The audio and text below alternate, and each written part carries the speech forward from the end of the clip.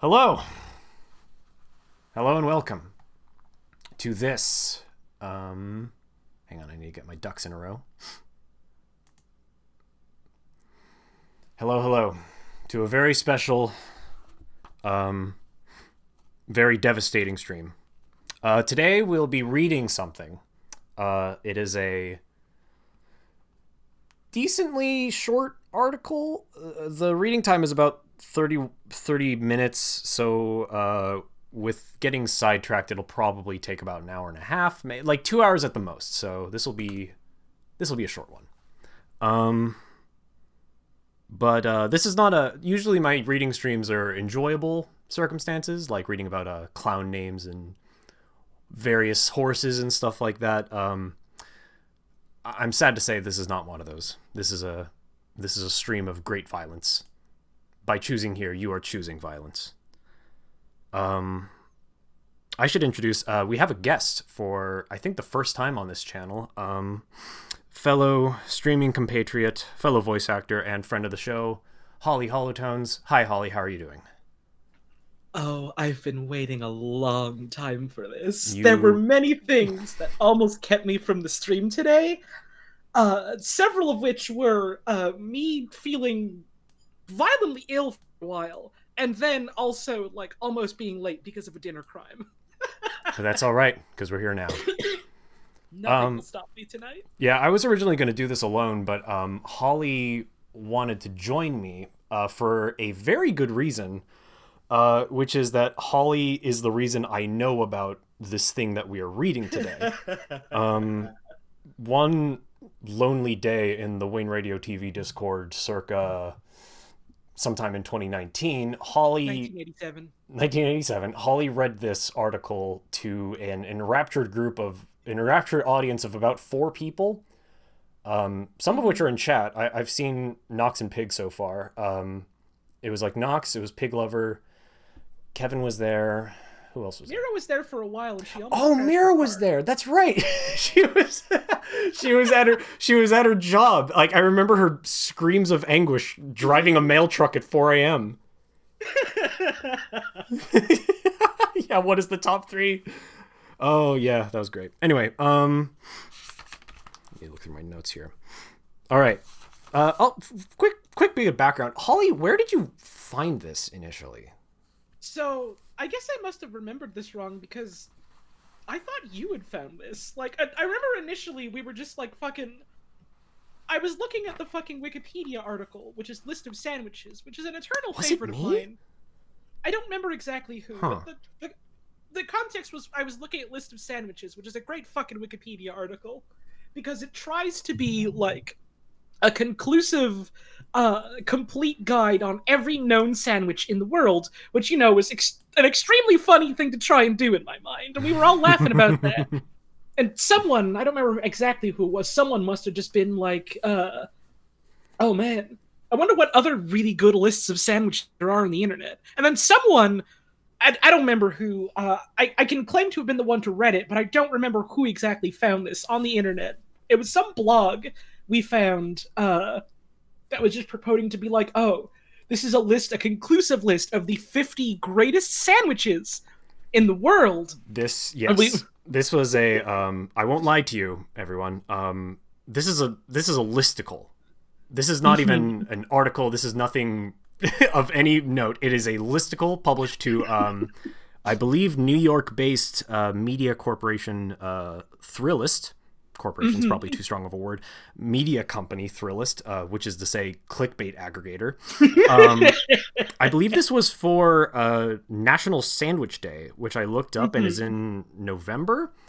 If I had any patience, I would have waited until November, but I didn't. I don't have that either. I don't either, so we're doing it now. Something very interesting. You only told me like today, literally a couple minutes before we started, that I wasn't aware of. The article in its original form is fucking gone. It's gone. It's, as far as I know, it is completely gone from the internet. It might be archived somewhere, but either way, the copy that I have today was archived, or it was copied rather, by, I think it was Pig Lover? God bless or you, it was Pig Lover or Nox, maybe both. Either way, so we have it. It was Knox. Thank you, God Knox. bless you, Knox. Thank you, Knox, for giving it to us this fine day. I should mention right now, I won't actually be putting the text on the stream. I will just be reading it to you. Holly has it, and she can read along with me. I apologize for the inconvenience, but the seed of evil must be contained by any measure, and I will do whatever it takes. We need to keep this world safe, no matter the cost. Yes. What next? And my God, there is a cost. There is a terrible, terrible cost. Okay. And before I mention the name of the person who read this, I should probably just have a quick disclaimer. We did some looking into this person. As far as I know, they don't have an internet presence of any sort. We found like a Twitter account that hasn't been active since fucking 2016. They just vanished. They're gone. They just vanished. Possibly, they're gone. They could be dead for all we know. From this face of the earth. Yeah, they could be dead for all we know. But nevertheless, if they do still exist, and after this, if any of you go and find him or make jokes at him or harass him or anything like that as a result of this stream, I will be very, very, very disappointed in you. We are Don't keeping... do that. Be a fucking normal human being. I'm begging you. Be a normal human being. We are keeping the stone throwing limited to this Twitch chat and absolutely nowhere else. I don't know enough about this man to say whether he is good or bad. I don't want to create any trouble there. So please respect his privacy. Anyway, the motherfucker who wrote this article is named Hayden Lynch. Hang on. I'm just going to read. Yeah, no, we'll get to his Twitter later. I can't get ahead of myself. Either way. The bastard himself. The fucker himself, Hayden Lynch. All right. I guess without any further ado, I think we can get started. Let me switch to my scene, my dedicated sandwich scene. It's time to begin our awful ritual. This stream, I think this will take me about an hour and a half, which is the length of Verdi's Requiem, which will be our background music that we're listening to today. So I'm going to turn that on. Oh, could you send me a link to that so I can have it playing on my own end? Oh, that's a great idea. I'm playing it through Spotify. Oh, I don't got that. Damn. Hang on. I wonder if I can... Give me just a second, actually. I'm going to go back to the BRB screen. I'm going to see if I can find a YouTube link that I can play from and give my friend Holly. See if there's a single continuous YouTube video of Verdi's Requiem. Looks like there's a few. Let's see which one I think my favorite part about when you were like talking to me about this stream idea was the fact that when you pitched it, you told me that like you think it would be synced up to like the exact perfect length of like this entire thing. Well, we'll see. I tested it with a different recording, but let's see. Clicking through this video. This one seems good. Okay. I will send this to you, my friend Holly. Cool. Over here. Oh, what's this link you've sent me? Is it a virus? It's a virus. Watch out. Okay. No. I'm going to start playing it now. I'm going to look at the levels and make sure it's all good. I'll just have that open. This is a complicated stream setup that I've got going on today. I'm literally reading the article off my tablet so I can use my two monitors for other things. All right. It'll all be worth it. And I'm saying worth it in quotation marks. Yes. Very big quotation marks. Probably going to have to play with the volume a little bit. Either way. Without further ado, let me switch to the sandwich scene. Here we go.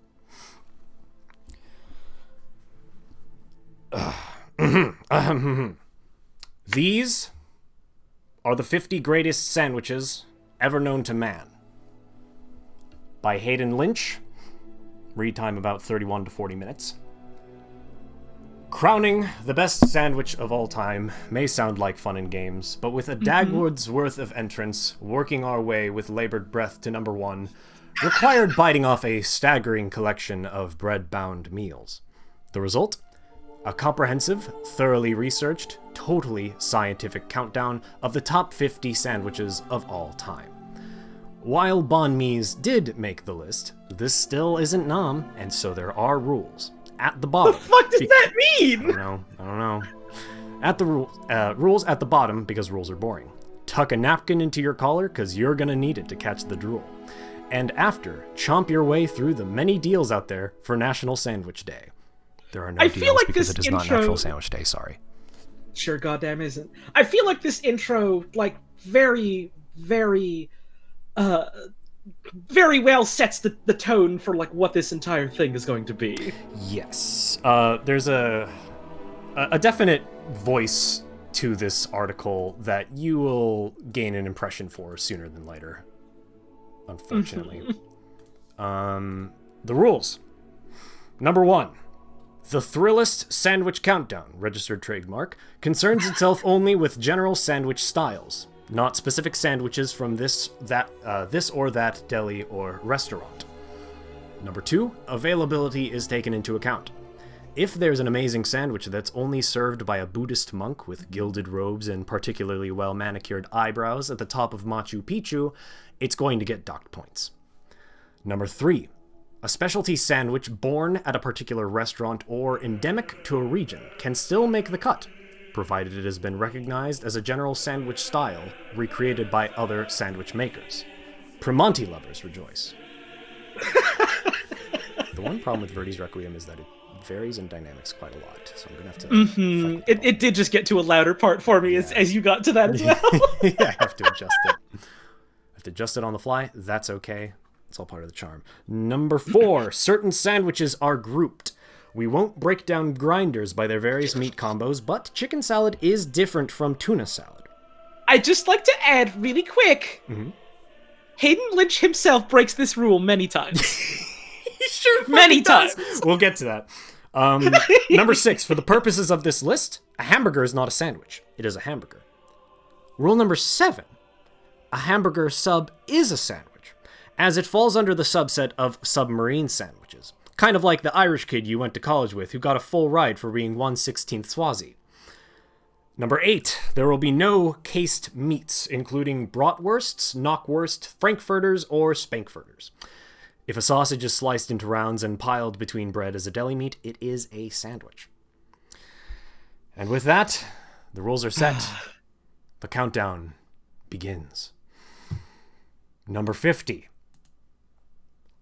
French dip. French dip. Excuse me. Likely named for the eponymous roll that holds its thin slices of rare ribeye, the French dip was actually born during the early 20th century in Los Angeles, though 2 separate restaurants lay claim to its creation. Now a staple at greasy spoons and fast food restaurants across the country, the dip is the only sandwich on our list that could be classified as an activity, requiring frequent dunks into the included trough of drippings.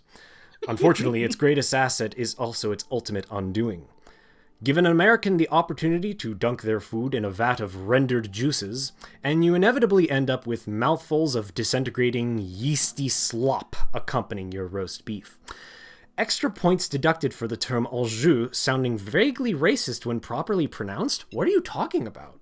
So he's one to talk about things sounding vaguely racist when we get that entire intro spiel from him? Yeah, okay. Also, I should mention now, there's a number of just, like, not awful, but pretty tasteless jokes throughout this article that I've just edited out entirely because, like, I don't even want to bother reading them. Like, Hayden Lynch, for better or for worse, and I'm inclined to think it's for worse, was a man that occasionally made some very off-color remarks, and it's just kind of like, we don't need to, like, put that on display for the sake of everyone here. We sure don't.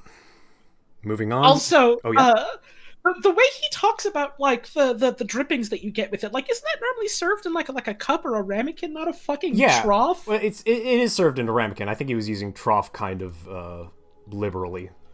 I do like the implication that this man goes and gets himself a roast beef and then just, like, goes down to the pig pen and just, like, drinks out of it. Dumps it in the slough. Oh, Hayden, what have you done? Getting really awfully sloppy with it. Getting so silly sloppy with the sandwiches tonight. Number 49. Egg salad sandwich. Egg salad. Most often found in its natural habitat of brown paper bags, the egg salad sandwich can generally be defined as 2 slices of cheap bread holding a mixture of hard-boiled eggs, mustard, mayo, salt, pepper, and probably some onion and celery for crunch. While its popularity is undeniable, These humble ingredients make it hard to elevate this sandwich beyond its satisfying but simple origins. Unless you're younger than 12 or over 65, eating this sandwich in public is generally considered unacceptable. Why? Egg salad sandwiches can also smell like farts. It's that specific second to last line that always baffles me. Just You're not allowed, you're not permitted to eat an egg salad sandwich in public. It just doesn't work like that. what did he mean by this? What did he mean by this? I've never actually had an egg salad sandwich in my life, but I feel like there's honestly, like, quite a lot you can do to it to have it be, like, a pretty good sandwich. Egg is a pretty neutral base. Egg salad, I like egg salad sandwiches a lot. Like, just basically, like, egg, mayo, bit of Worcestershire sauce, and I think that's really all you need for, like, basic... I mean, I'm seeing a lot of sandwiches here with, like, lettuce and stuff and onions, whatever these are, just with it. But I'm a simple man. I'll take it was around this point in the list, very early on, admittedly, when we were first going through it, I started thinking to myself, man, what is this guy on about? Like, ever? Little did we know. Little did we know it was only bound to get worse. Number 48. The Dagwood. The Dagwood. I like this one. Born from the pages of Sheik Young's Blondie comic strip, the Dagwood is a culinary symbol of America itself. Imposing in size, open-armed to ingredients of all shapes and colors, frustrating to work with, and ultimately hell-bent on crushing you. You would do just as well to skip the presentations and alternately shovel fistfuls of turkey, ham, lettuce, and mayo-covered tomatoes and anything else you can find in your fridge into your mouth. So, I've had sort of a Dagwood before. It wasn't like the fucking, like, gigantic tower of, like, terror, as you can see on your beautiful screens right now. It was literally just, like, the ingredients, but, like, put in, like, a sub-sandwich, and it was good. It's pretty good. I'd like the implication that Hayden Lynch saw this, like, joke sandwich for, like, food challenges and just thought to himself, like, yeah, you're better off just sitting in front of your fridge with, like, a shovel, bud. Fuck. Number 47. Caprese. The Caprese. Caprese. At its rarefied best, the Caprese is an ode to summer's bounty. Bursting with the bright acidity of fresh tomatoes, the subtle bite of pert basil leaves, and the unctuous, salty creaminess of hand-pulled mozzarella. At its typical worst, the Caprese is a meatless piece of crap. Hey Hayden, what did Caprese ever do to you, bud? to give the man the slightest sliver of credit as this fucking music swells and begins. if you have, like, really bad tomatoes and, like, shitty old basil and, like, some like lousy mozzarella, then, like, yeah, it's a boring sandwich. It's not so great. If you have, like, good ingredients, it's fucking incredible. This man is talking like the Caprese sandwich, like, attacked his family on the street. Yeah, it's very personal and it's very vindictive. I don't know what his fucking deal. Like Holly said, we can't figure out what this guy's fucking deal is. Like, even after, just in general, we haven't been able to figure it out at all. Number 46, clam roll. Why is it on the shopping tab? Images, please. Clam roll. Clam roll. Clam roll. Clam roll. Somewhere inside the clam roll lurks a great sandwich. Done right, it's a veritable horn of plenty of crunchy, chewy, perfectly oily, deep-fried shellfish piled high on a simple bun. But this amazing roadside seafood shack is one of America's great fallacies, where they more often than not take the local bounty, or worse, tins of discounted clam bellies, overdredge it in an uninspired batter, and fry it in stale oil. I'll give him that. I've never had a clam in my life. Clams are good. I'll give him that. It's pretty easy to fuck up a clam roll if you go to a bad place. It sounds like shellfish are, like, pretty easy to fuck up, to be fair. Aside from, like, maybe shrimp. Are shrimp shellfish? No. I don't know if they count. I don't know. That's actually a great question. I don't think so. That's an interesting question we can look up later. Yes. Probably not, because I don't think they have shells. Number 40. Wait. Here's a really good point in chat from Evan Online. So this is a list of the 50 greatest sandwiches. So why are these even on the list if he hates them so much? He could have just done 25 greatest sandwiches. You know, good fucking question. That's a great fucking point. question. If anything, it's 25 more entries to make me mad. That's all it is. Hayden Lynch specifically crafted this list to harm us. Exactly. And you, the viewer. You tuned into this. You're doing this to yourself. Number 45. Oh, God. Here we go. Number 45. This is important. This will be on the test later. Number 45.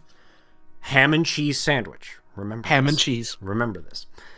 Like many of its sandwich staple compatriots, the ham and cheese suffers from its overwhelming popularity. Generally, you're working with sliced deli meats, which tend to be watery and underwhelming, barely standing up to the bread they sit on. Which, of course, is why you're throwing slices of processed cheese in the first place. If you're working with truly great ham, you don't make a ham and cheese sandwich. You go straight ham. So, what did processed cheese ever do to you, bud? What's your... What? Like, literally, yeah! Like, to give the man a little bit of credit, again, where credit probably isn't due, like, yeah, sure, a ham and cheese sandwich can be kind of boring as far as sandwich choices go, sure. But, like, the implication that you, A, have to put, like, a slice of cheese you don't like, on it to make a ham and cheese sandwich, and B, the implication that, like, no sort of cheese would make it better is just, it confuses me. It's extremely vexing. Mm-hmm. Also... This one's fucked up. I don't know what's going on with this one. Oh, that's a scary sandwich you've just uncovered. Also, remember this entry 45 on the list. This will be relevant later. This will come up later. Don't forget. Number 44, the jibarito. Jibarito. If fillings are placed between two ends, but those ends are not made of bread, is the resulting food a sandwich?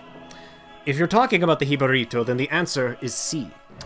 Invented at a Puerto Rican restaurant in Chicago during the mid-90s, the jib piles lettuce, tomato, onion, aioli, and typically steak between two deep-fried plantains. The result may not overtake the traditional sandwich anytime soon, but it can provide a welcome break. I've actually never had one of these. That sounds really good. It does sound pretty good. I'd try one of these. Like, this is just, like, a bunch of ingredients, like, from sandwiches that I like. I don't normally do, like, steak or, like, beef in sandwiches. I don't really eat that in general. Mm-hmm. But, you know, it can be good. Yeah. I've also never had plantains before, but, like, you know, doing something interesting with, like, the bread doesn't seem like a bad thing, necessarily. I'll try basically anything if you deep fry it, basically. Yeah. Number 43. Bologna sandwich. Bologna. Perhaps no entry on this list has been quite as maligned as this one. Driven into the schoolyard ground by an endless stream of faceless iterations. Bologna on white bread has all the personality of gruel and none of the warmth. But don't give up on this potluck of a porcine sandwich. It can be crisped in a pan and paired with mayo and mustard to make the popular Midwestern fried bologna sandwich. While a pile of imported German bolognas or Italian mortadella, essentially a proto-bologna with visible chunks of fat, virtually demand to be eaten unburdened by additional condiments beyond mustard. Bologna can also be spelled bologna, which he spells B-O-L-N-G-N-A. Can also be spelled bologna, B-A-L-O-N-E-Y. Thanks. Thanks for the lesson, Hayden. So I'm actually a bologna enjoyer. Like, it's not my favorite. I'll have it every now and then. Like, sometimes once a year I get a big craving for a bologna sandwich, and it's okay. It's fine. It's pretty good. The fact that this man has such, like, a dour, negative opinion of bologna sandwiches unless you prepare them a specific way, and yet still ranks it above ham with a single slice of cheese. Yeah. Yeah. Raises a lot of questions. Also, this is you when you have a bologna sandwich. That is me when I have a bologna sandwich. Mortadella is also fucking good.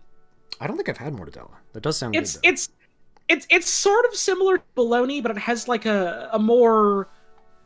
The word means nothing, but it's all I can think of. Like a more refined taste, and I like the texture better as well. But It's also like really like rich and fatty, so you can't ever have like a lot of it in the sandwich. It's just like a bit. Mm-hmm. It adds a good bit to a sandwich. That's good. Number 42. Pastrami. or corned beef on rye. This is probably the first one that I'm like, why 42? Like, what the anyway. That this classic bread bomb has earned a spot on the Mount Rushmore of NYC foodstuffs alongside pizzas, bagels, and cheesecake. Not cream cheese, I can't read. Pizzas, bagels, and cheesecake speaks to its greatness. Unfortunately, that greatness spills over into its size like a regular customer's gut over his pants. No matter how perfectly succulent the meat, it's inevitably piled so high as to make eating this kosher leviathan a Lovelacean chore. And once the bread disintegrates, you're left eating a giant mound of beef with your hands. I will give this one just makes me mad. Go ahead, you say your thing. I will concede that pastrami's are very hard to eat once the bread disintegrates, because that is an eventuality. It's not an if but when. But pastrami sandwiches are fucking great. Like, I don't exactly. I don't get, especially when you see what's next on the list. Like, I don't get why you put this so low. This doesn't make any sense to me. This one just makes me doubly mad because, like, A, the fat phobia, cut it out, bro, and B, like, the fact that he's like, oh man, this is good, but they simply give me too much of it and I can't deal with it. You fucking take the leftovers home, you sick son of a bitch! This man has no appreciation for food. Like, you just go, like, hey, can I have a doggy bag? I want to take this home and make another sandwich with it later. It's that easy! It's that easy. There's nothing to it. Pastrami makes great leftovers, even if it's cold. It does! It's great. And this is why this makes me mad, because number 41, which is not a bad sandwich, but shouldn't be placed over a pastrami. Agreed. Is tuna salad. Tuna salad. It's impossible to not include the classic tuna salad sandwich on this list, and yet its issues are manifold. Even classifying it isn't easy, holding under its umbrella everything from 2 slices of white, hastily scraped with brown-hued fish, to slabs of artisanal multi-grain bursting at the seams with freshly chopped yellowfin, olive oil, and a garden's worth of vegetables.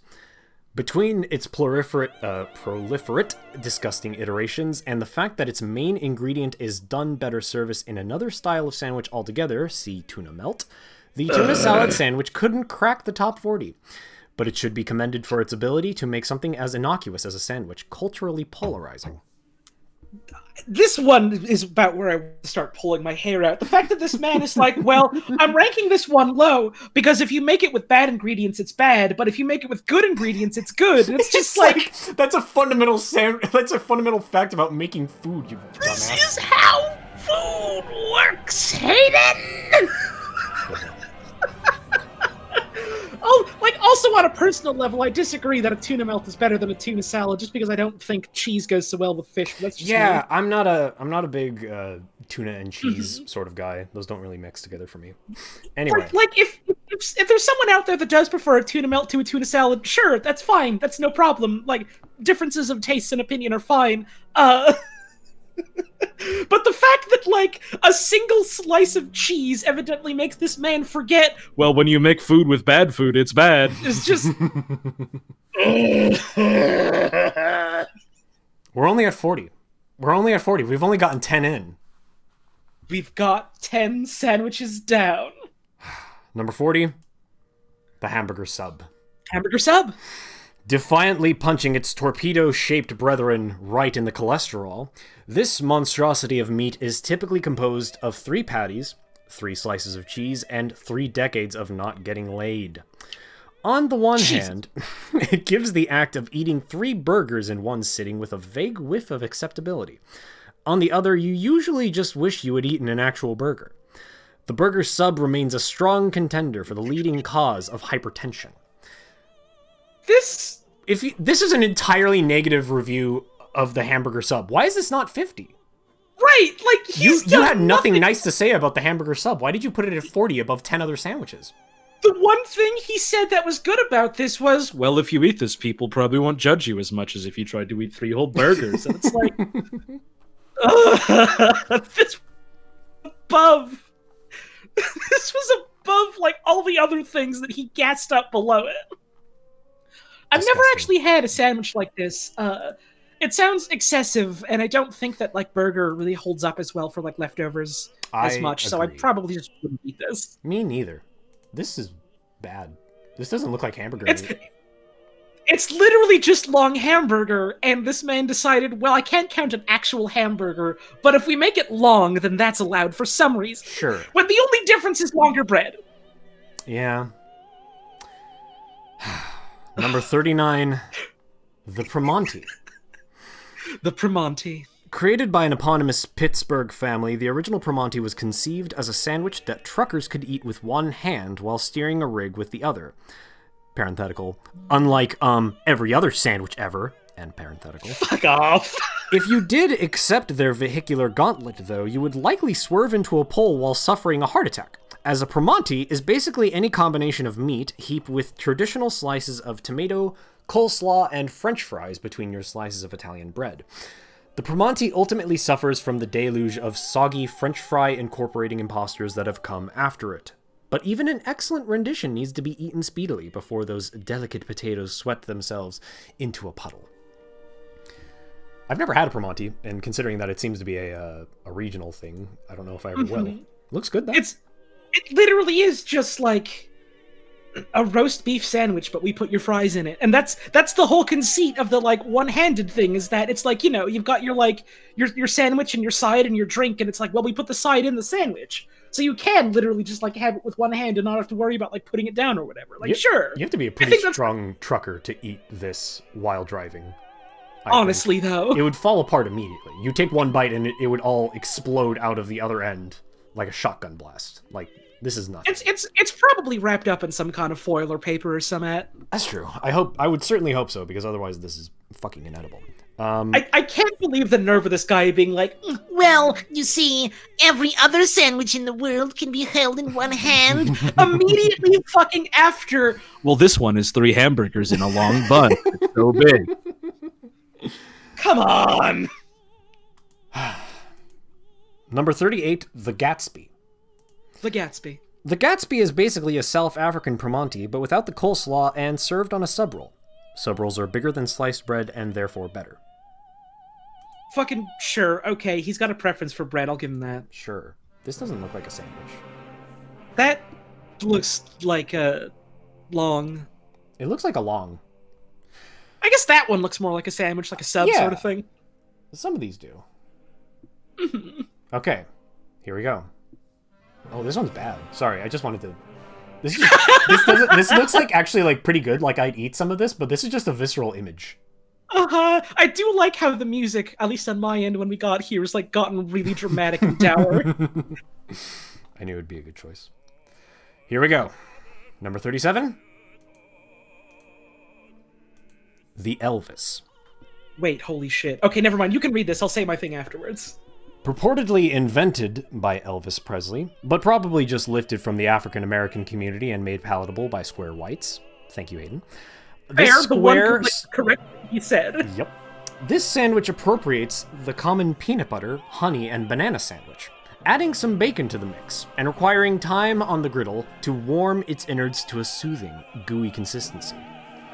Unfortunately for the Elvis, it seems to reside in a nebulous mealtime netherworld, lacking the proper protein for a meal, yet being not quite as sweet enough for dessert. It also takes the ultimate no-fuss sandwich, the PB&J, and turns making it into a process that involves actual cooking.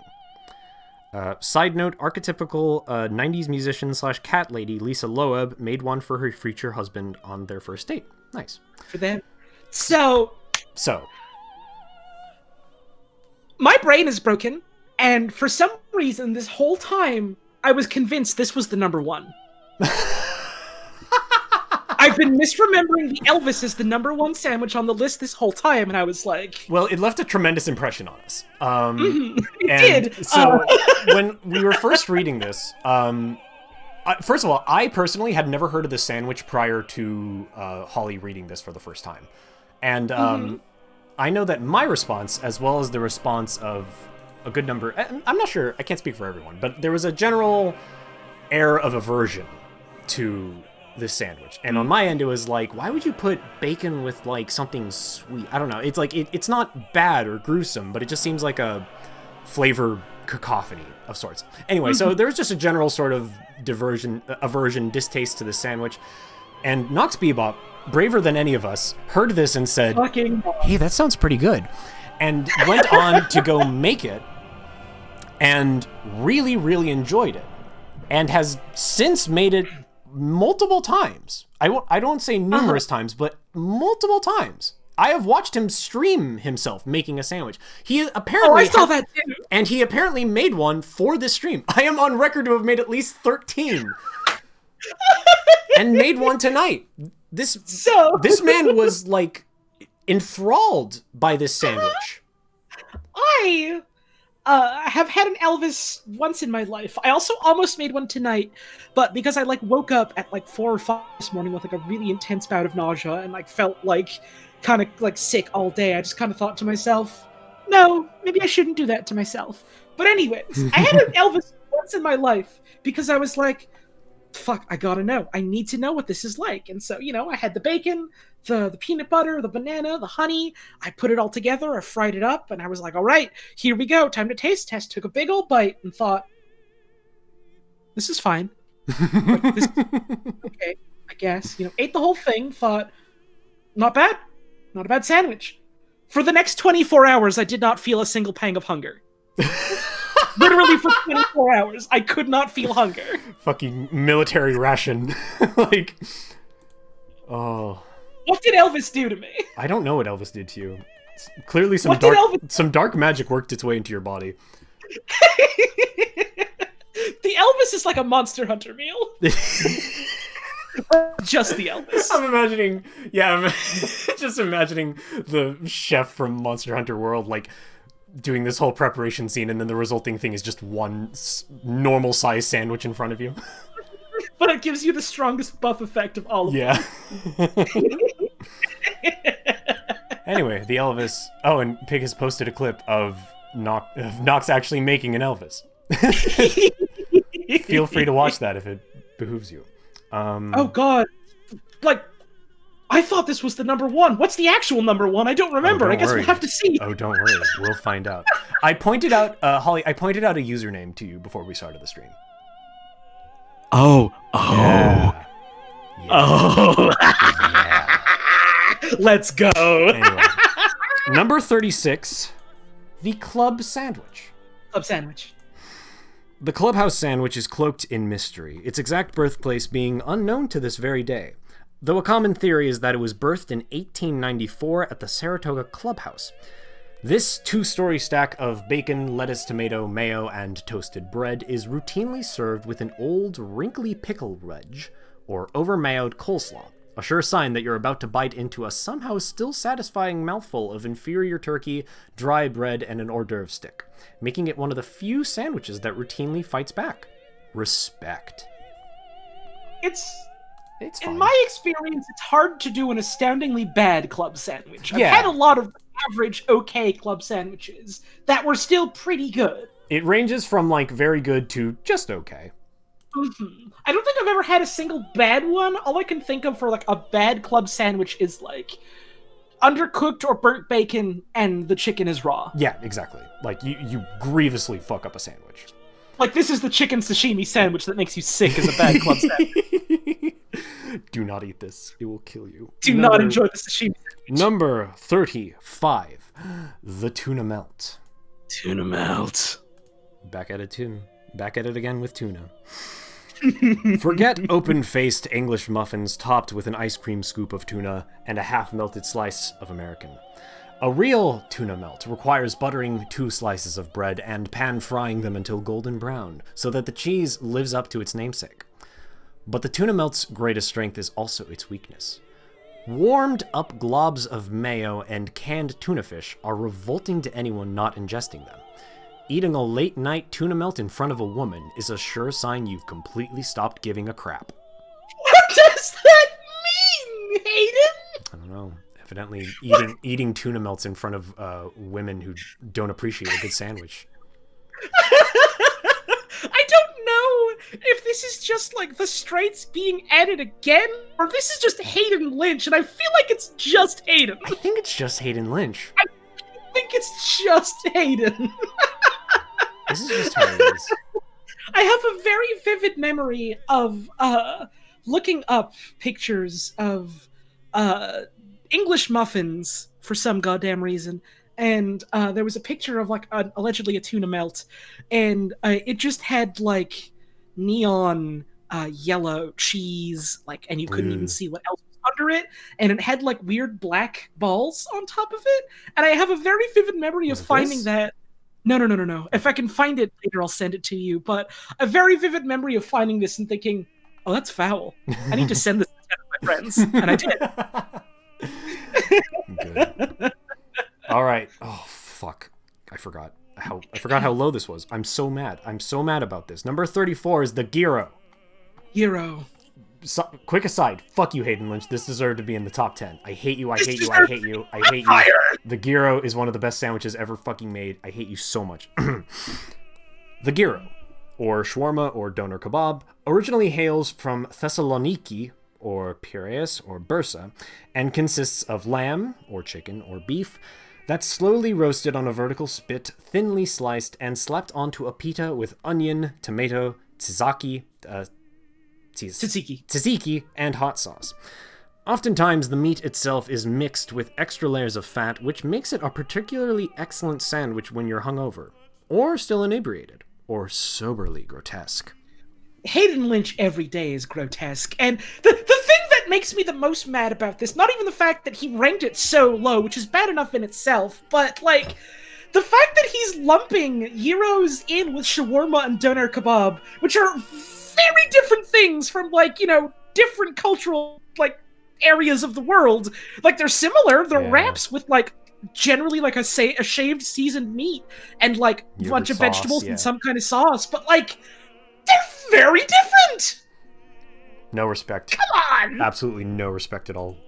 Also, like, hang on. Didn't earlier he say... I'm rereading the rules just to make sure, because I thought for some reason he said that a wrap wouldn't be a sandwich. I guess not. Which, fair, I suppose. So. I think there's at least one other wrap on this list, if I remember correctly. I think literally his only criteria was, you have to be able to pick it up with your hands, it has to be, like, between something, and it can't be a hamburger. A gyro is actually... If you wanted to be concrete, a gyro is closer to a taco than it is to a sandwich. Honestly, though. I mean, it's still a sandwich, but it's one piece of bread that you are folding in between. The gyro is fucking good is what matters, and the fact that it's ranked this low is a travesty. A fucking crime. Anyway, it's right under number 33, the Kentucky Hot Brown. The Hot Brown. What the fuck is this? I don't know! What the fuck is this? Hey, what the fuck is a Kentucky Hot Brown? Let's find out. Being both open-faced and smothered in Mornay sauce, the Kentucky Hot Brown almost didn't make the list thanks to rule number 5, if you can't pick it up it isn't a sandwich, but considering how loaded most people are when they consume it, such trifles as cheese-infused bechamel would hardly send one running for cutlery. Yet piled as it is with freshly carved turkey and crispy bacon, the Hot Brown is essentially the 2011 Red Sox of sandwiches. Destined for a championship on paper, but in execution, too often a hot mess. Hey, let's go Mets, baby. Love the Mets. Love the Mets, baby. This isn't a sandwich. Fuck you, Hayden. This isn't a sandwich. This is a meal. I'd maybe eat this. This isn't a sandwich. It's a slop heap. I'd try it once. You need a fork and knife for this. Yeah, like, you definitely. need a fork and for like, this. We do, Hayden. And, like, I guess to be fair, it's like, well, an open-faced sandwich counts as a sandwich, as evidenced by the tuna melt, but, like, the tuna melt is held structurally in place by the cheese. The Hot Brown is like you attempt to pick it up and you get hot brown all over your hands. Oh, God. This one looks like AI generated. This doesn't look real. This looks like one of Wayne's hamburgers he made during that one Art Breeder stream. This just makes me think of, like, the fucking the pictures of, like, apes that Rex was, like, putting through like some kind of neural network. Hang on, I'm gonna fucking DM that to you right now if you want to put that on stream. Yeah, hang on. I had sent it to someone just earlier today. I think a couple people. Here you go. Feel free to throw it up if you want. I love this one. Hang on. It's really good. This is a sandwich, categorically. This is effectively a sandwich. It's a type of sandwich. Okay. Number 32, the torta. The torta. I need to pull the chat back up. Tacos may not have been able to make the list, but consider the Mexican torta their doughy replacement. Whatever proteinaceous filling you choose for your fresh-baked bolillo roll, crumbled chorizo, shredded chicken, fried shrimp, it'll likely be accompanied by onions, tomato, beans, guacamole, jalapenos, and fresh... I forget how to say this word. Oaxacan cheese. Thank you. Were it more of an everyday option on this side of the border, this Sobo bomb might have even made it higher on the list. But being relegated to the bench, it'll have to settle for the 6th Manwich of the Year award. What? What do you mean by that? I don't know. That feels like an inside joke that he threw into this article. I can't even parse what that last sentence meant. It's a basketball joke, apparently, according to Max. Okay. That'll make sense. I've never had a torta in my life before, but I mean, it sounds fucking good. I feel like I have. They're definitely. I mean, this looks good. I've talked about this a couple times, like in Quebec, in like Montreal specifically. Like, we're lucky in that we have like a lot of different sort of like presences from like different cultures, and like especially that reflects in like the food and the cuisine you can get here. Unfortunately, there's not like as big of a presence when it comes to like Mexican food, which makes me sad because Mexican food is fucking amazing. Yes. I, on the other hand, live in California, so we have no shortage of good Mexican food here. That is... Oh, I'm so jealous of you. Oh, I wish I could send you... I wish I could send anyone who doesn't live in the southern United States Mexican food, just so they could understand. Hey, number 31 is the falafel. The falafel? I think he meant falafel sandwich, but he just says the falafel. Because, you know, a falafel by itself is literally just like a ball of fried chickpeas. Is this a sandwich? Hey, is this a sandwich? This is a ball. It's not a sandwich. This is an orb. This looks like a sandwich. Yeah, you like load them up in a pita. It's fucking delicious. Yes, it is fucking delicious. Number 31, the falafel. The Lebanese, Palestinians, and Israelis all claim ownership of the falafel. Hang on, DSA restarted again? And do so with unsurprising animosity. Seriously, the Lebanese Industrialists Association has previously threatened action against Israel for copyright infringement for stealing their delicious deep-fried ball of chickpeas. The original street food, they've been served out of carts since the 8th century BC, falafel in sandwich form provides a satisfying enough nosh for anyone on the go. But to taste a homemade version, with a pillowy pita yielding to perfectly crunchy falafel, crisp lettuce, tangy tomatoes and cucumbers, and creamy tahini, is transcendent. So here's what makes me upset about this one, like, other than, like, you know, the weird sort of, like, comments about, like, you know, the Lebanese and Palestinians and Israeli. Yeah. The fact that he goes on about how, like, you know, like, if you get a really good version of a falafel, it's transcendent, it's life-changing, it's amazing, one of the best sandwiches I've ever had. Number 31. Number 31. Yeah. Hey, Number 30. My theory, I was thinking about this the other day.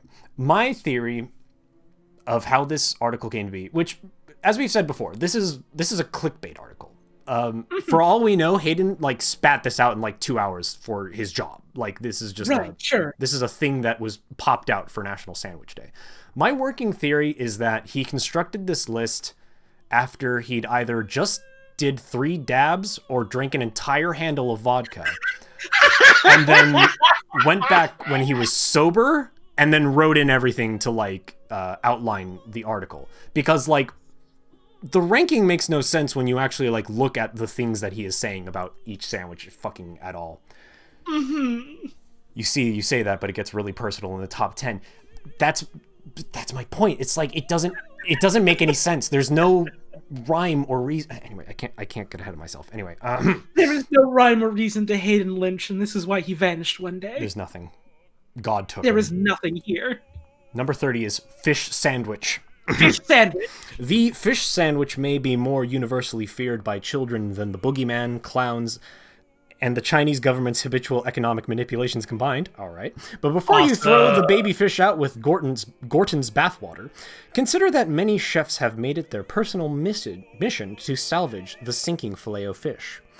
While you won't find it at a corner store, a gently fried or pan-seared piece of white fish perched, you get it?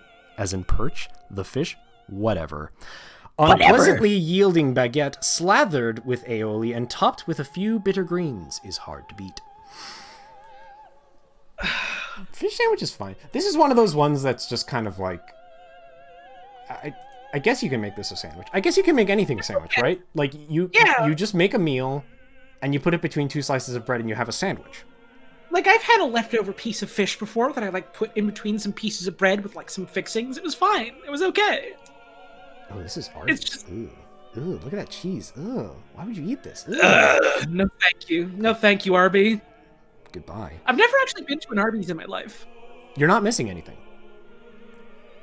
Have no fear. There's nothing to be had there. Number 29 is Italian beef. Italian beef? Oh, shit. Oh. This one's fucking vile. Those from outside... Oh, sorry. Carnal. That picture looks carnal. It's bad. It's really not good. It's fucking bad. Oh, yeah.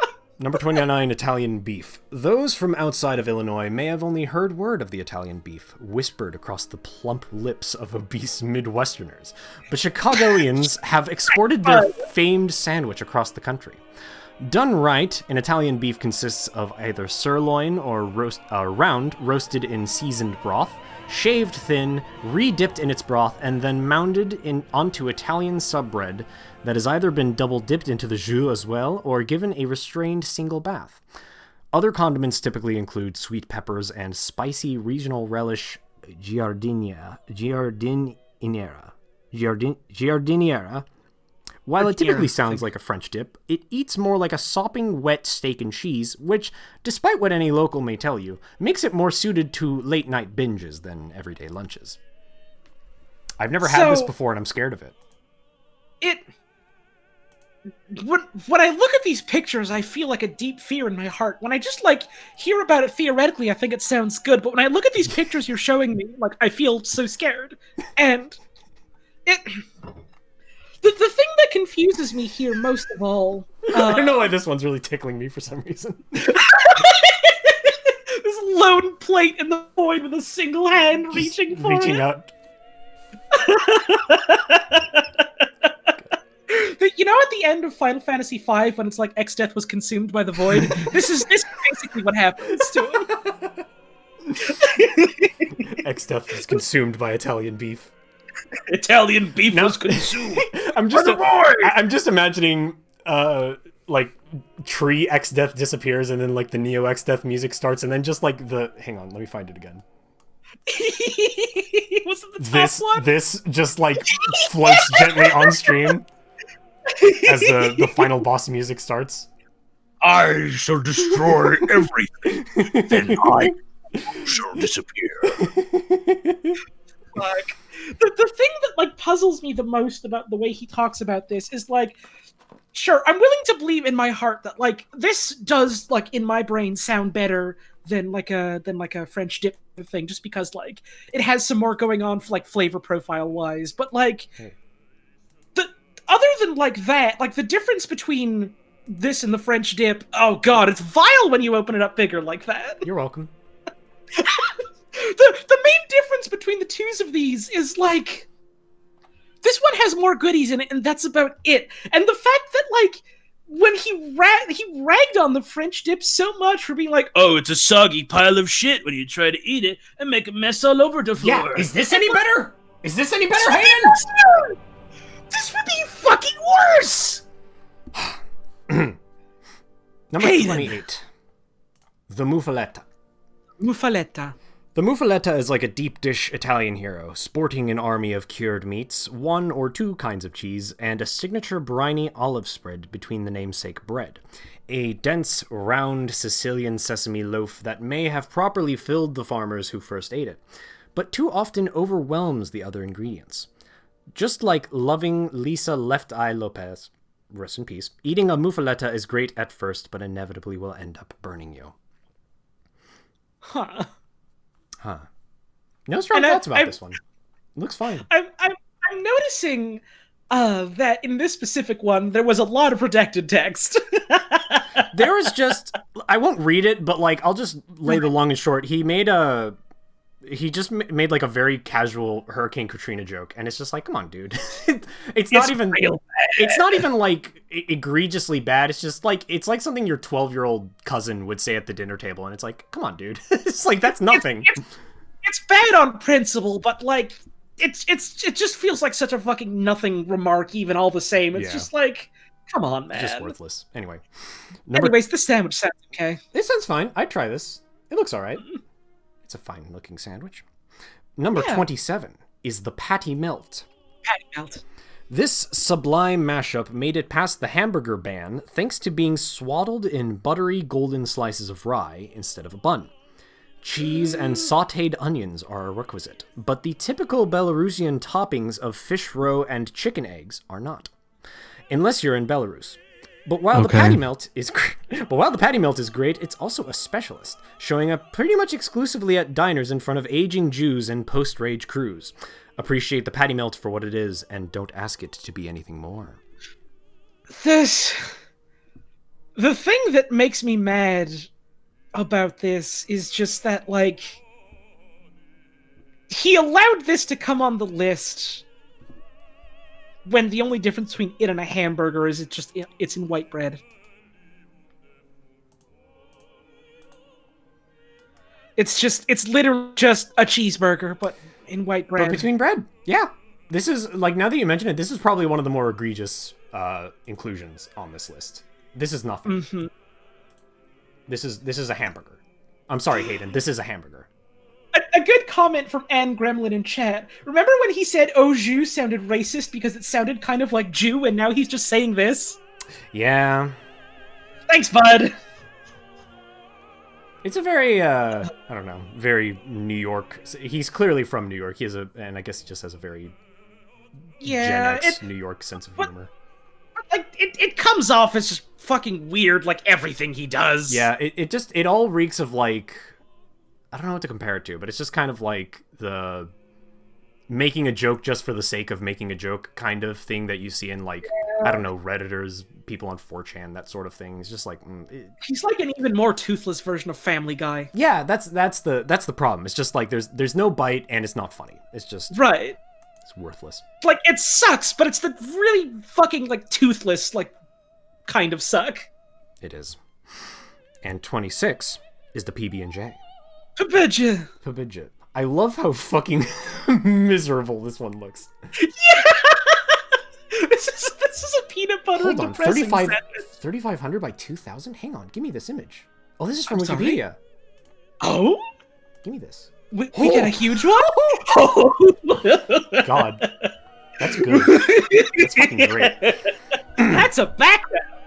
The PB&J actually has its origins in high society New York tea rooms, which was pretty much the only place you would find a luxury like peanut butter being served 100 years ago. But as time went on, it found its way into everything from school kid lunch bags to World War II rations. So why isn't it higher? The PB&J may ride high on nostalgia, and it might be incredibly easy to make, but search inside yourself and you'll have to admit that it's really more of a snack than a sandwich. And snacks are for high society New York tea room babies. It's a sandwich, you motherfucker! Sandwich. Ugh. Peanut butter is fucking filling, and so is jam. There's no rule against snacks not being on the list. This is like... this is like Mira level of, like, specification for what constitutes a sandwich or not. Honestly, though. And, like... It's unacceptable. I like PB&J. I don't think I would have ranked it, like, this high in the list, but, like, this buffoonery he's saying just makes me want to rank it higher out of spite. Yeah.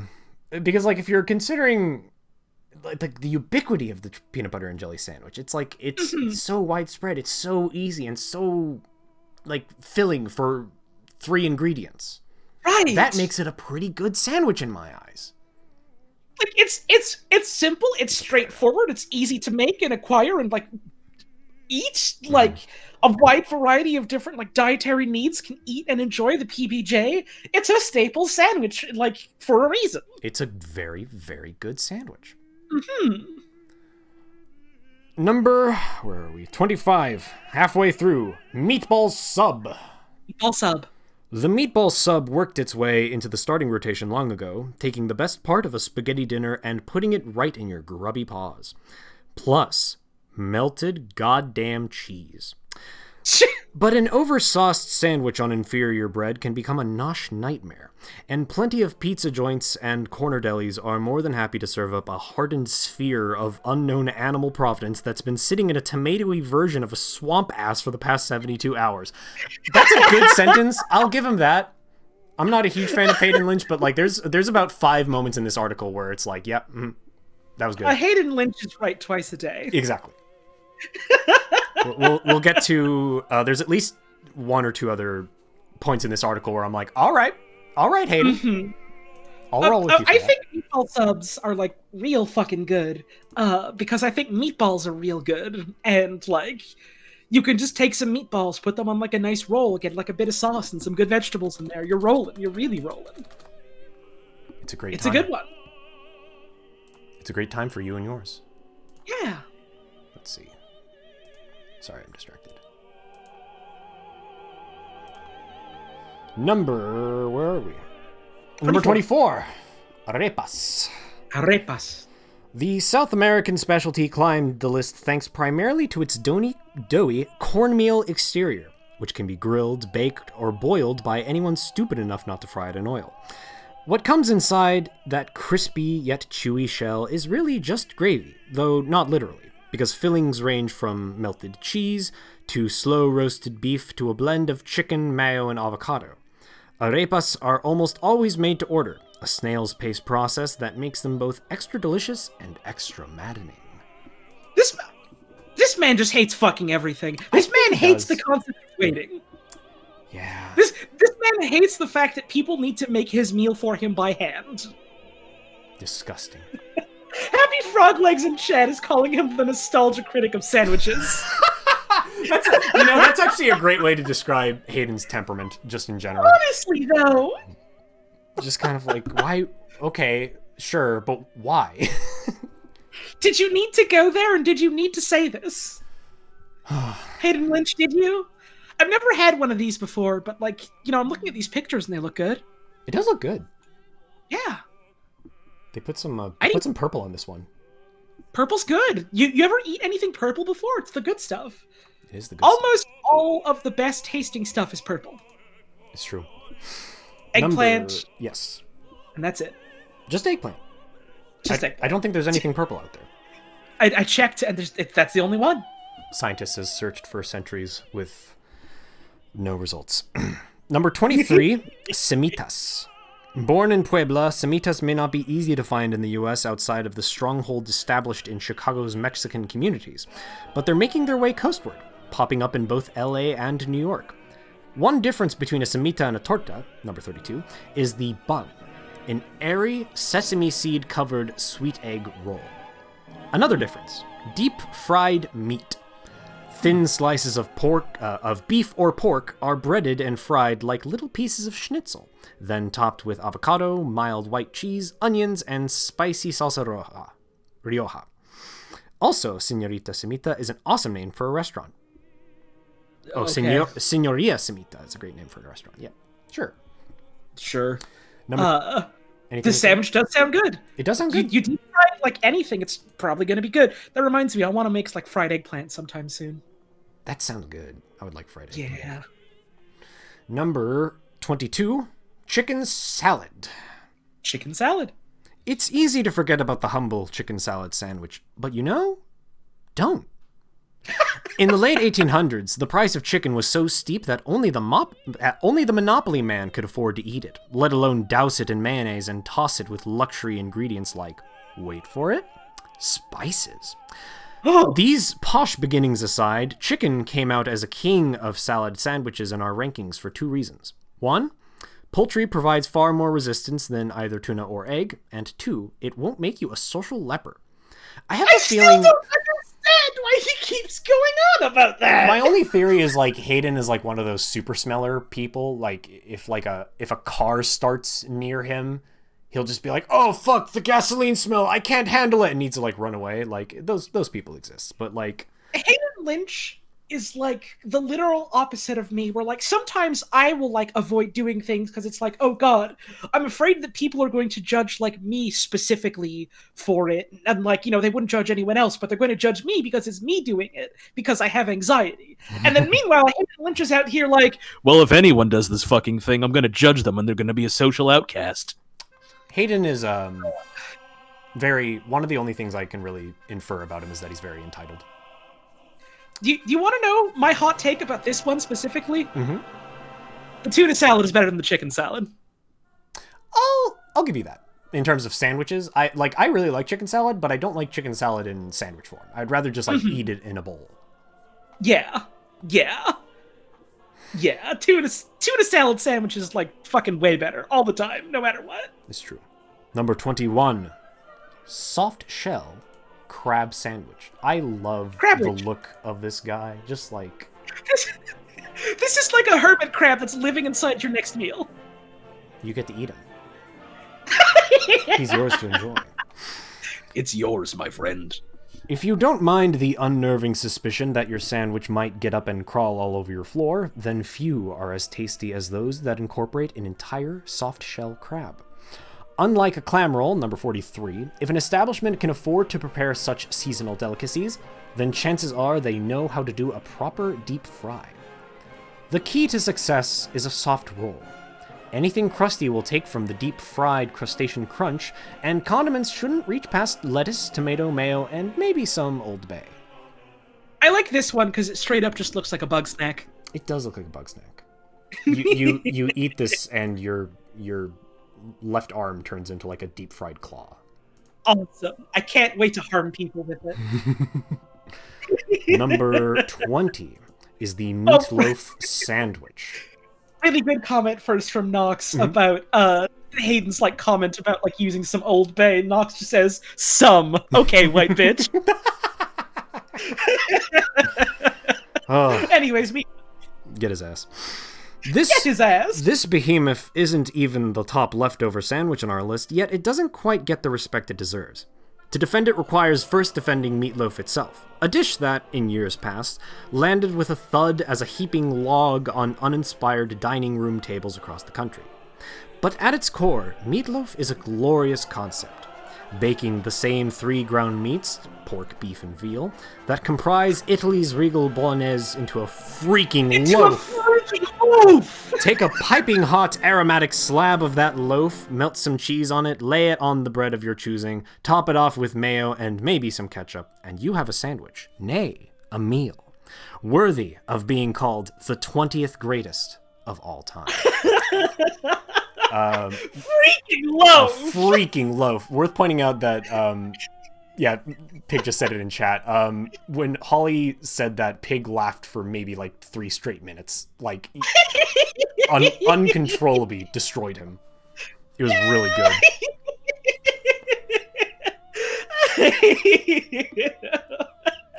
I don't have much to say about this one. I think meatloaf like can be really good. I've never been super keen on it like in a sandwich though. I'd rather just have it as a meatloaf. Yeah, it's one of those things that kind of it gets to my earlier point that just like if you can put a meal between 2 slices of bread and call it a sandwich, right. But it's probably just better to be consumed as a meal rather than whatever this and is. Like it like even like in theory it's very similar to just like doing like a meatball sandwich. Like meatball and meatloaf are similar in a lot of ways, not quite the same, but like similar. But like I don't know, it just doesn't do it for me.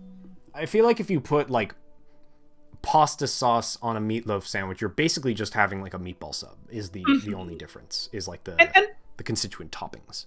And like I can't even really hold it against Hayden for like putting it like this high on the list because like he's not being like weird and like anal and banal about it. He's just like, yeah, I really like a meatloaf sandwich, and it's like, oh, okay, fair. That's your opinion, I guess. The fact of the matter is, this article should have been called "These are my 50 favorite sandwiches." the entire tense of the article, everything about how it's written would make perfect sense if he just titled it, "These are my 50 favorite sandwiches." But we can't have that. We need to have a title that sucker punches you and makes you extremely mad as you read through the list. Also, a great point from Nox. Keep in mind, this is just a leftovers sandwich. This is just a leftover sandwich. This is just something you make and put in your fridge and have for the next week. This is nothing. It's fine, but it's nothing. Anyway. Nothing. Number 19. The Submarine, aka the Grinder, aka the Hoagie. Hoagie. Outside of its iconic shape, which according to legend was born in Maine, but first called a submarine by a Boston-based restaurant in order to entice the World War I Navy servicemen stationed there, what exactly constitutes a sub? The answer? A submarine is a long, soft, aerated roll containing some combination of deli meats, shredded lettuce, tomatoes, onions, and various other condiments, especially mayo. As a catch-all, subs fall prey to inferior iterations less often than other similarly popular sandwich types readily made with Wonder Bread. We're looking at you, tuna salad. By mothers more interested in their Chardonnay than their child's lunch. Also, the sheer heft makes them far more consistently satisfying. One last note, Philadelphians say their hoagie is somehow magically different, but if you spend some time at an Eagles game and ask yourself if you would trust any of them to not urinate on your child when you weren't looking. Jesus Christ, Aiden. Man, I've never been to Philadelphia. Like, there's so many points in this article where I'm like, man, I wish I lived on the East Coast of America so I had any fucking clue what he's talking about. Like, there's so many things here that are just like, as a West Coaster, I have virtually no context for what the fuck he's talking about. As a Canadian, this all just means nothing to me. This means even less than nothing to you, yeah. We're the two perfect people to be reading this. We're the two least qualified people to cover Hayden Lynch's specific brainscape, and that's why we're the most qualified. Exactly. Also, this is like such a vague collection of like possible sandwiches. This is literally just Well, there's a sandwich that's on long bread. that's essentially all he said. A sub can be anything, really. It just needs to be on, like, long French bread. It can be anything! And then he just decided, well, that means clearly it deserves the number 19 spot. And it's just like... I don't understand you, Mr. Lynch. I don't think anyone ever will. Number 18. The Croque Madame. Look, madame. Literally translating to Mrs. Crunchy. The first step No, it's more like Frenchness. Yeah. The first step in making this French staple requires sliding fresh ham and Gruyere into a classic grilled cheese, then covering the whole thing in a preposterously rich bechamel. At this point, you have a croque monsieur, but put a poached egg on top and you've turned it into a lady. Historically, the name is attributed to the fact that with the egg, the sandwich, or as the French call it, sandwich. Shut the fuck in. That gets a giggle out of me at the very least, but come on! Resembles an old-fashioned lady's hat. Then again, these are the same people who named the Tettons after boobies, so something something ovary something. Great joke, Hayden. Oh, great joke. Awesome. Croque monsieurs are really good. I've never had a croque madame because I feel like putting a fucking egg on top of a sandwich is too much of an. Here's the thing: this isn't a sandwich anymore. The fact of a sandwich is that the ingredients need to be contained within the sandwich, right? Like if you put something on top of the sandwich, what you have is like part of a double-decker sandwich. Think of it this way. Double-decker open face. You have two open face sandwiches double-decked on top of each other. I guess so. And like this sounds good. Like I suppose it really gets that this is really essentially just high-class ham and cheese, which you will note ham and cheese was so low on the list. It was so low on the list. Also, I do like fucking him getting to the end of this like entry and just being like, I haven't made a joke at the expense of women in a while. I might as well make one now. Oh man, I've spent 10 minutes without disrespecting women. Gotta throw one last little jab in here before my I imagine him writing this at like 4 a.m. Oh fuck, it's almost 4 a.m. I gotta meet my quota on casual misogyny. Well, number 17 is the BLT. BLT. The Mies van der Rohe of sandwiches, BLTs represent culinary minimalism at its best. Cool yet hot, crispy yet creamy, bacony yet more bacony. Like Batman or mid-90s Prince, even the name evokes an idea far greater than the ingredients that comprise it. The only thing holding this marvel of design from creeping higher on the list is that when one craves a sandwich, they rarely crave subtlety. I don't know. Projecting. You're definitely, one, projecting, two, you have to turn this essay in an hour and you have to pad it out somehow. That's what that last sentence is to me. That's nothing. Honestly, this is like citation needed at the end of this one. God, yeah. And the thing about a BLT that I think a lot of people don't get is that it's a tomato sandwich primarily. It's not a bacon sandwich. Exactly. The bacon is there as like a topping, as like a compliment to the tomato there. These ones so are like, oh, this one's fucked up. Look, it's like got little baby tomatoes in there instead of one big one. Oh, that's weird. Oh, that's weird to me. That's This cool. is like so much weird to me. This is so much weird to me. Like a BLT, what you gotta do for it is you get like a really good like a really, really good tomato, and season it with like a bit of salt, and then you get like some decent lettuce with like some good crunch to it. You get like some nice like thin bacon that has like a decent taste to it. You put that on, maybe get like a bit of mayonnaise in there. You're good. But like a lot of people focus entirely on the bacon aspect of it and get shitty lettuce and tomato for it, and it sucks.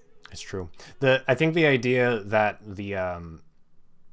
because I think so many sandwiches, the base of the sandwich is meat. It kind of creates the impression that the BLT, you were eating it for the bacon first and everything else second. But as you said, that is completely untrue. It is a three-part sandwich. If they called it the LBT, then there'd be like a huff about like homophobes or whatever, so they can't. The brand new LGBT, we put lettuce, gay, bacon, tomato. Lettuce, there we go. Gruel, bacon, tomato. Just put some porridge. Slop some fucking on top. There we go. Yeah, that's all you need. Oh, guacamole. Sorry, like the 5 people in chat who said guacamole. That's a much better option, considering that this one literally has avocado in it. We literally had like so many better options with G, and we went for that one immediately. Listen, we're only 2 people, and the audience is 248 people. We can't be expected to come up with good jokes. Yeah. Number 16, chicken biscuit. Biscuit. Love this one. Tearing off a piece of fresh drumstick with your mouth and shoveling some crumbly biscuit up in there too generally isn't acceptable behavior. And yet, biting into a chicken biscuit is. And, as if buttery biscuits and crispy fried bird weren't a delicious enough combo, imagine it all drowned in a sea of gravy and cheese. The chicken biscuit is a testament to man's endless, corpulent predictability. This man loves to make fat jokes. He does. My God. He does. Like, something about the way he words this as like, it's so weird. When you just shove things into your mouth separately, people look at you like you're a fucking asshole. But when you eat a sandwich, no one bats an eye. What gives? Crazy bread is like normal bread to me. this man was Joker-fied. Fucked up and Joker-fied Hayden Lynch comments. It is really like Jerry Seinfeld level of commentary on like food. This guy clearly isn't like I can't begin to dignify him by calling him a food journalist. He's just a writer. Which, to his credit, we went through his Twitter and we found enough evidence of him like actually like traveling actively and seemingly doing a lot of food tourism. So he's no Anthony Bourdain, but he's definitely a step above us lesser mortals. But he's Freya in chat has a good description. Just a food chump. They're calling him the prawns idiot. He does have a Twitter. Oh, you know what? Actually, let's do this now. Hang on, let me open up a new window. There's one. I don't want to go through his Twitter account extensively, but there is one tweet that deserves to be looked at. Is it still up? Nox says he thinks it might be gone. No, it's up. I checked. Oh, okay. He hasn't used it in years. He's disappeared, as we mentioned, vanished from the face of this earth. The last tweet on his account is from like 2016. Anyway, there's one. Oh wait, hang on. What's this one? Pig says he apparently deleted a bunch of his good tweets, but Pig has them saved. Good. The most important one to me is still on here. I remember because I've looked it up recently. Hang on, let me find it. I need to scroll a little ways. How far must I scroll? I don't want to have to, like, search for this.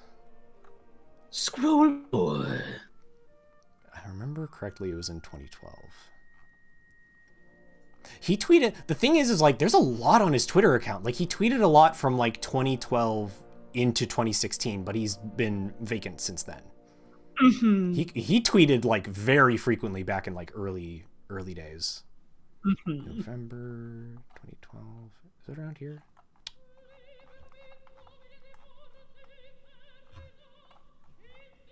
Oh, I can't find it. Hang on. To search for the magic word. Hey everyone, how are you liking the stream so far? Are you mad? Are you so fucking mad at Hayden Lynch and his savages? All right. This tweet. So while we were reading this the first time, Pig Lover went to his Twitter account, and I think of all the tweets, most of them are fairly innocuous, just kind of like tweets about shit he's doing and shit around him. Right. This one is probably the heaviest hitter of them all. Not sure why, but I hadn't imagined a duck's anus would be connected all the way to its mouth. After cleaning 3, I now perfectly aware.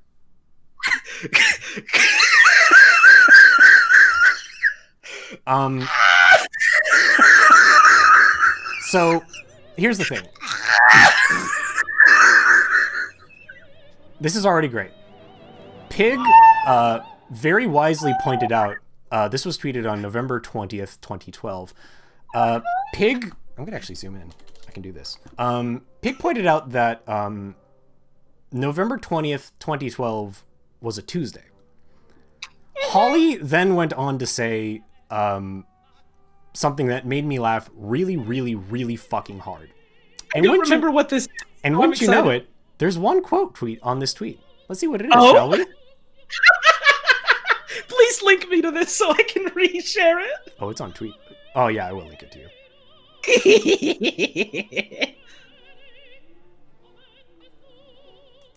For you, the day Hayden Lynch cleaned 3 duck anuses was the most important day of your life. But for me, it was Tuesday. Fuck. There you go. Sorry, I forgot you can't see my stream. Actually, no, I think you can see this. Are you capturing... Wait, am I just capturing the one window? Oh, I'm just capturing the one window. Oh, that's why you can't see it. Oh, well.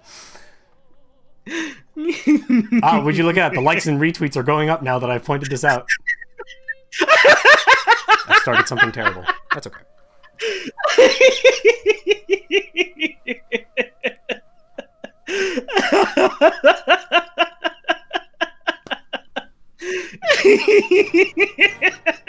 Dia Series back.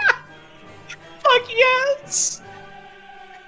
I literally don't remember posting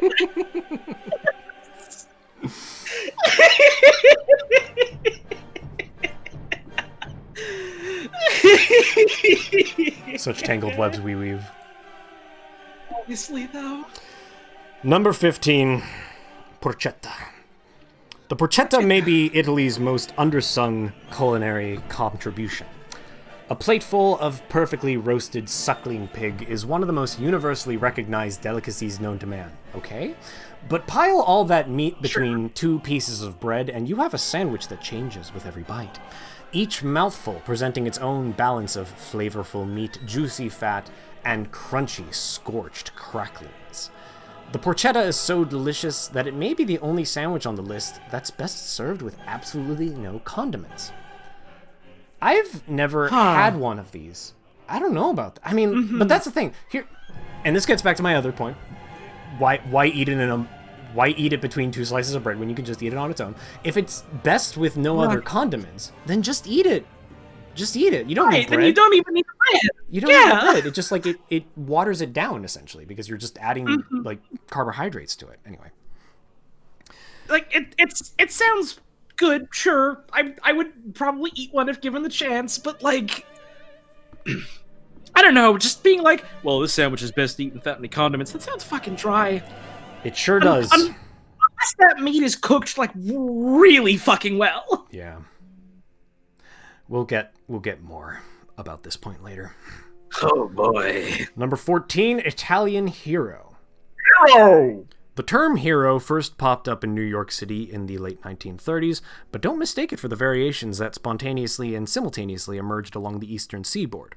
The true hero basically packs an entire charcuterie board into every bite of a perfectly crispy sub roll.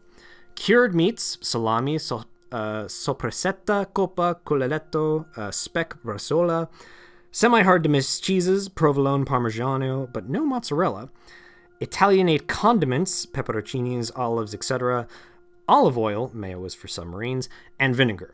That might have been hard to parse from the way that I said it, but it was a lot of parentheticals. So, you go ahead if you have something you want to say. Oh, no, I'll say mine you after. So, if you'll remember, number 19, the submarine, aka the grinder, aka the hoagie, which was, just unspecified sub sandwich on long bread. And talking about how that's good because you can do anything with it. Number 14 is now just a different sub. Right. It's just a sub, but a specific kind. It's a sub with specific ingredients. It's just a sub sandwich item! It's merely another genus of sub sandwich. Evidently deserving. I don't know. I've heard the hero described as a separate sandwich by multiple people that aren't Hayden Lynch, so I have to imagine this is apparently some culinary distinction that people think is important enough to make. And it sounds good. It sounds really good. Yeah, heroes are good. I'm sure I've had sandwiches like this before, and I remembered liking them good. But it's just a type of sub. It is just a type of sub. Which isn't to say, the Italian hero doesn't deserve this spot. It's to say, why the fuck is just generic submarine with no specified, ingredients its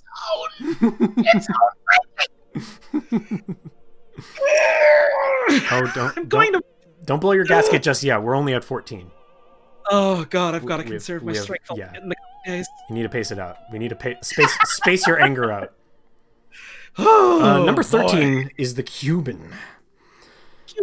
The Cuban is like the Voltron of sandwiches, combining a ham and cheese, number 46, which I think is wrong, it was 45, a porchetta, number 15, and in some cases, elements of an Italian hero, number 14, in case you forgot, to form an enormous robot that defends the universe from other enormous robots. No, wait, a bigger, even more awesome sandwich. At its best, the Cuban is made with leftover roast pork from a suckling pig, a Cuban tradition, Swiss cheese, another Cuban tradition, glazed ham, dill pickles, and mustard, and all loaded onto Cuban bread, essentially a baguette with fat incorporated into it, and all pressed on a plancha. The inclusion of salami, mayo, lettuce, and tomato is a regional option mostly found around Tampa. So, I mean, a Cuban looks kind of like a disgusting slop heap of a sandwich, but I'm sure it's fine. It's a sandwich that looks like a mess when you just look, objectively, but, it sounds good. It sounds like something I would try and eat. Yeah.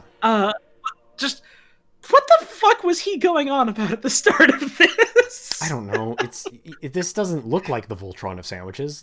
This is... I'm pretty sure this article was written, before the fucking Voltron reboot, so this guy was just being remember the old Voltron?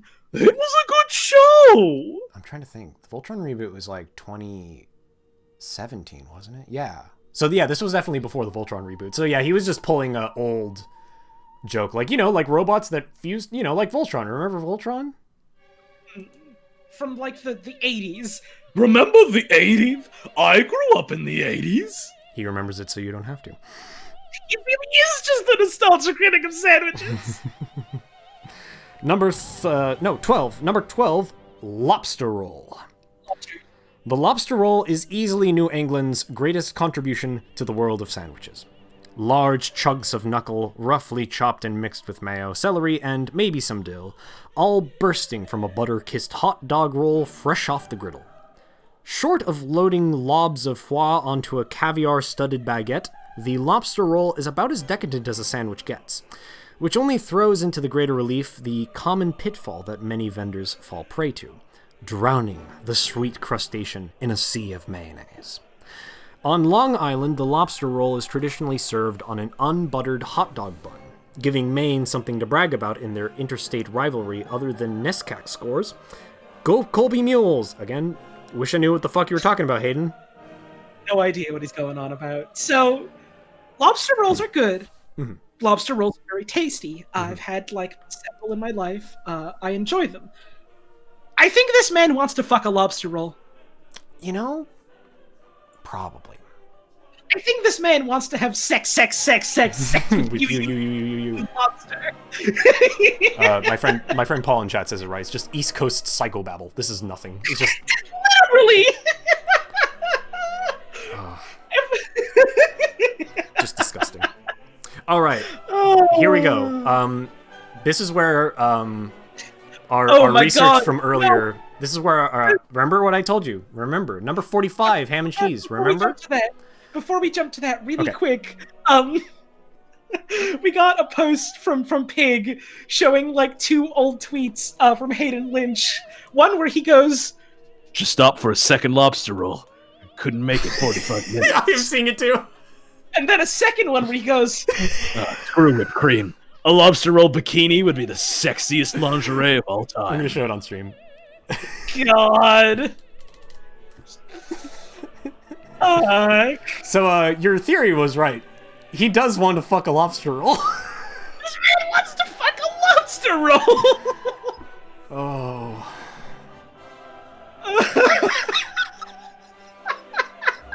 Anyway, now that we've spent our time being mad about that, time to be mad about something far more important. Oh God, here it comes. Number 11. Ham sandwich. Ham sandwich! You could be forgiven for believing the ham sandwich to have been covered previously under the guise of the ham and cheese number 45, but Better only fucking forgive me. but only briefly.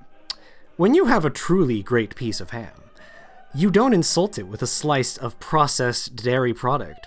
You put it on some crusty bread, give it a spread of mustard, and eat it with unacceptable greed. An acceptable variation of the ham sandwich is France's jambon beurre, a baguette blessed with nothing more than shaved ham and butter. So we written like... I assume he was supposed to be like suey, like the noise you make when you're calling a pig to eat slop from the trough, but like oui. like the French word for yes. Yes. I thought it was so we because he just talked about it being French. So did I when I first read this, I think. Hey Hayden, what did cheese ever do to you, bud? What is your okay, here's the thing. Again, back to my earlier point. If you have really, really good ham, don't eat it as a sandwich. Just eat it. It's ham. Right, ham is good. Sure.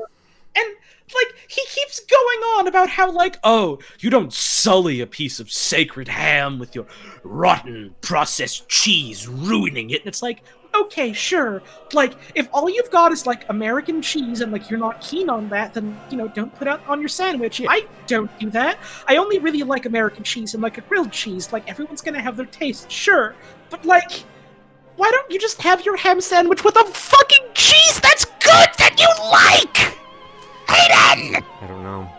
He vacillates between speaking very positively about cheese. Here we go. He vacillates between speaking very positively about cheese to being like, why would you indignify the sandwich with processed cheese? Like, it's inconsistent, nonsensical.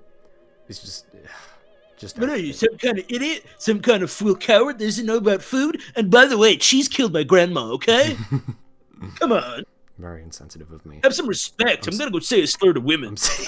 I'm so sorry, Hayden. So sorry, sir. All right, number 10. I will give him this one. This one's absolutely 100% deserves to be in the top 10. Absolutely 100%. Number 10 is the Gobbler, aka the Thanksgiving leftovers. Leftovers. It's Black Friday, and your girlfriend, wife, and/or life partner is out gorging on holiday discounts, leaving you at home alone. The echoes of the empty halls call to you, raising up a deep-seated need within your bowels to do something dirty, sticky, and altogether disgusting, and leaving your hands trembling as they furtively reach for turkey, stuffing, cranberries, mashed potatoes, and gravy. And while the Thanksgiving leftover sandwich may only come once a year, that's part of what makes it so damn good. It's the only sandwich you anticipate for weeks, and it always lives up to expectations. In his defense, yes, Thanksgiving leftover sandwich. It's good. It's delicious. It's I fucking like doing bomb. I love It's doing this great. shit. A, this man is like painfully, horribly straight, and B, this man wants to have sex with Thanksgiving He is dinner. unspeakably horny. His lust cannot be contained for a roast turkey, and that worries me a lot. Yeah. Man, this is making me hungry. I really... That as he said, the important part is that it comes once a year. If you had this year available to you year round, it wouldn't be important, but it is because You know what else comes once a year? Hayden Lynch's wife. Oh God, does he have a wife? I don't even want to know the answer I to don't that even question. know. Maybe just Hayden Lynch himself then. Oh no, I'm hearing I applause. felt mean saying that. Oh, we've got a movement left. Okay. I don't want to think about Hayden Lynch's wife or anything about his sex life in general. Honestly, though.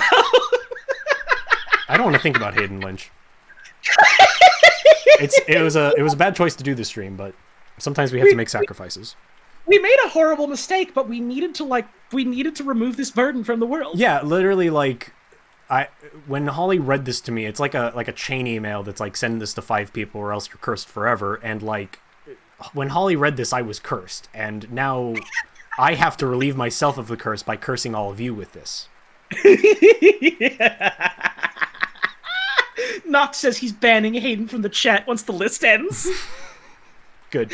Yes, actually, that is entirely cromulent. I want no one to ever speak about Hayden Lynch ever again after this stream. No more.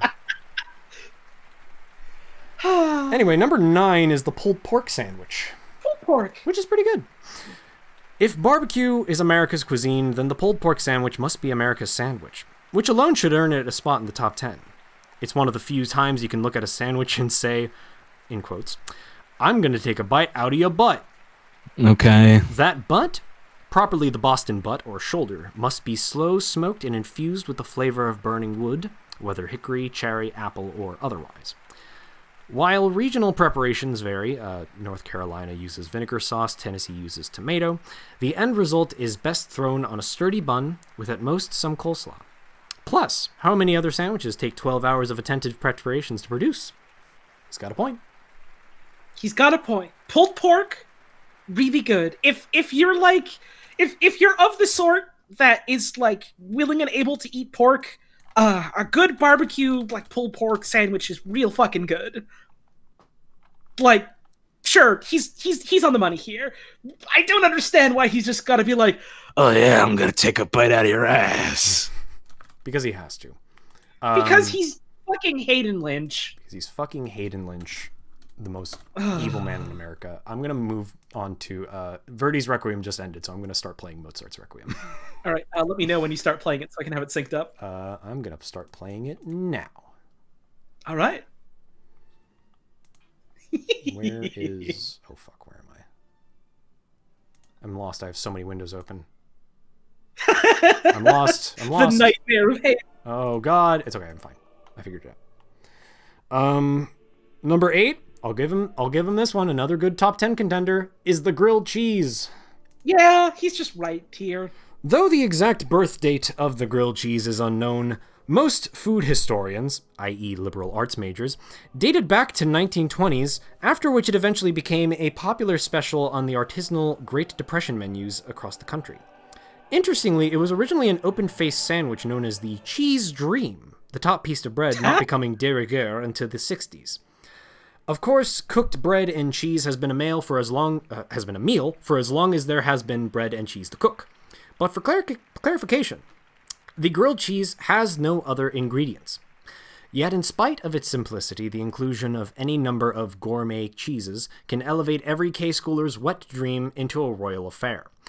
Indeed, What the fuck is a case? I think like an elementary schooler is what he means. Huh. Knox requests to pull up the cheese dream, please. All right. I'd love to have a cheese dream. No, not cheese drea. Oh shit, that's right. Oh, I forgot all about this. This is the picture on Wikipedia for Cheese Dream, ladies and gentlemen. Fuck! Dreamy, right? Classic sandwich, right? Mmm.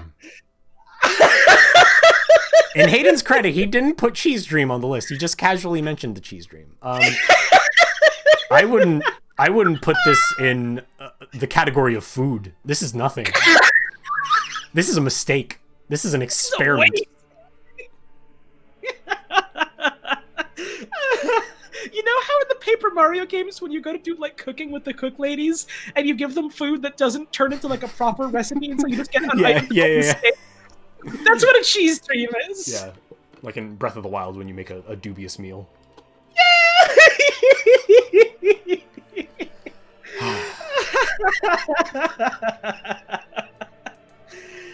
So that's a cheese dream. I also like the passage where he refers to food historians as liberal arts majors as a quick but fair joke. Tall words from him. Tall words from him, who can hardly be considered a journalist in the first place. He can hardly be considered a lot of things, to be frank. Grilled cheeses are good though. I have a curse on me where like every time someone talks to me about a grilled cheese, I get like a horrible craving for them. So I might have it sometimes, and I hate that. I had a sandwich before this stream just so I wouldn't have a craving for sandwiches after the stream. Anyway, number 7, banh mi. In Vietnam, banh mi is a catch-all term for bread. Having had baguettes introduced to them during the French colonial period, the Vietnamese quickly set about making them their own. The meaty backbone of a banh mi, often a trifecta of moist roast pork, velvety pâté, and gelatinous head cheese, is satiating on its own. But it's the delicate balance between spicy jalapenos and soothing cucumbers, cilantro, and shredded carrots that makes the banh mi an edible work of art. Okay. I'll give him that. Banh mis are good. There's nothing really to sort of like riff on him about here. Like he's just right. Banh mis are good. I had one in my life and it was delicious, and I want more. I had a banh mi last week. It was fucking great. Oh fuck yeah!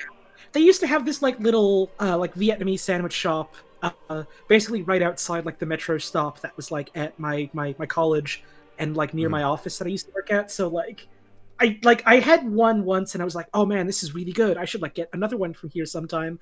And then like the next semester they had to shut down and they replaced it with like a bubble tea place, which was like fine, I guess, but like the good sandwiches were gone. It was fucked. I was sad about it. I still am. Oh, Paul, just wait. You'll see it soon enough. Number 6. Oh, wait. I need to close my window. Number 6. Roast beef. Which is interesting when you consider that the French diff was the last one, the bottom of the list. Right! We can touch on that in a bit. Anyway, how did the roast beef sandwich make it this far? Well, first, because of the roast goddamned beef. But second, because of its incredible versatility. Ultra rare roast beef, shaved thin and complemented by nothing but mayo and 2 slices of white bread? Amazing. Throw on shredded lettuce and tomatoes? Amazing. Sub out the mayo for horseradish sauce? Amazing. Serve it on weck? Western New York? Amazing. Rub it and call it a pit beef sandwich? Baltimore? Amazing. Put it on a bun at Kelly's? Wicked Boston? Amazing. Pile it with mutts? New Jersey? Amazing. And kind of stupid because mozzarella isn't pronounced mozzarella. Again, wish I had any fucking clue what he was talking about here, but apparently the East Coast is very divided on how to make a roast beef sandwich. The East Coast is divided on like a lot of food things in general, from like what I've heard about like East Coast United States. Yeah. And maybe I'm like kind of biased here because like admittedly I'm not really keen on like beef in general. Like I don't dislike it, but like I don't really like actively seek out like beef-based food if like I can help it. Also, real quick, Disaster Gave Crisis in chat says, "Hi, New Jersey in here. This fucker is a liar." Thank you. Anyways, I mean, he's from New York, so that makes sense that he would be fucking lying about that kind of shit. Yeah. Like I'm just not super big on like beef stuff in general. So like, I disagree with like the roast beef being 6, but the thing I most like am puzzled by is roast beef just like being like by itself. He like ranked it this high when fucking like a beef au jus, which is just a roast beef sandwich, but also they gave you a side of like some the slop. drippings from the meat. that you can dip the sandwich and like your side dishes into, and that got 50 for the entire reason that Well, it could get a little sloppy. it's just Apparently, being hard to eat is 43 sandwiches worth of a difference. I'm exasperated. Going to have a fucking ulcer. Oh, don't you worry, because number 5 is the Parms. Arms. The genus Parma holds many members within its taxonomy. The eggplant parm, Parma melongena, the chicken parm, Parma pollis, and the veal parm, Parma vitellis, arriving on a toasted sub-roll. The parm is somehow more satisfying, even its most pathetic form. More so if it's a chicken parm. This is... I don't understand why you'd make a chicken parm. Well, I can't say I don't understand it. I understand. I don't agree with the concept of making a parm sandwich. That's just... It's... Like many things that I've said before, this is just a meal. You put this on a plate and eat it with a knife and a fork. That's fine. You don't put it between a bun and shove it into your fucking mouth. Like, you can, but, like, this is... It's gruesome. Like, I think this is a case of, like, agree to disagree here. I do, like, understand your reasoning here, like, absolutely. I do think that, like, of all of these, the eggplant parm is probably, like, the most, like, sandwich suitable in my mind. I'll give you that. An eggplant parm sandwich would be good. I feel like I'm thinking of chicken parm when I'm criticizing the sandwich. Like, I've had a chicken parm sandwich once in my life, and I was like, this is good, but, like, it doesn't need to be sandwiched, I suppose. Yeah. Just a weird... With the length of text he's provided and just the simple nature of the sandwich... This is the 5th greatest sandwich known to man. What? This is his number 5 on a list of 50 sandwiches. This is the top 10%, and it's just like a fucking afterthought. Yeah. Moving on to number 4. The Reuben. Reuben's sandwich. A mix of corned beef, Swiss cheese, sauerkraut, and Russian dressing. The Reuben is a superior version of the pastrami or corned beef on rye.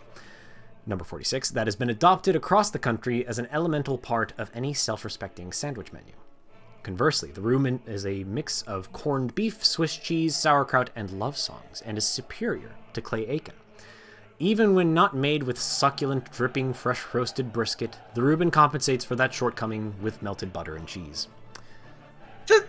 I've actually never had a Reuben before, but I've seen nothing but positive commentary on the Reuben itself. So a Reuben is good. Like you've had pastrami before, right? Yeah, I assume like pastrami is good. A Reuben is, imagine that, but like you've got some like cheese and some like sour cabbage on it, basically, and like it's good. It's very good. The fact that it's ranked so far above just like an ordinary pastrami, when the difference is that like it's got sauerkraut and cheese on it. Yeah. When like all of the negatives of like the pastrami like still apply to this sandwich, but like are never brought up for consideration at all. It's just like, well, now it has some cabbage on it, so I'm willing to overlook it. Yeah, put cabbage and cheese on it, and I'll overlook the fact that it just look at this. Like his problem with the pastrami was that like, oh, it makes the bread fucked up. Like his same problem with the French toast. It's like, how the fuck do you eat that then? What's this? Like objectively even messier. It's just bad. Literally. You've got even more wet ingredients on it. It's messier. And it's delicious, don't get me wrong.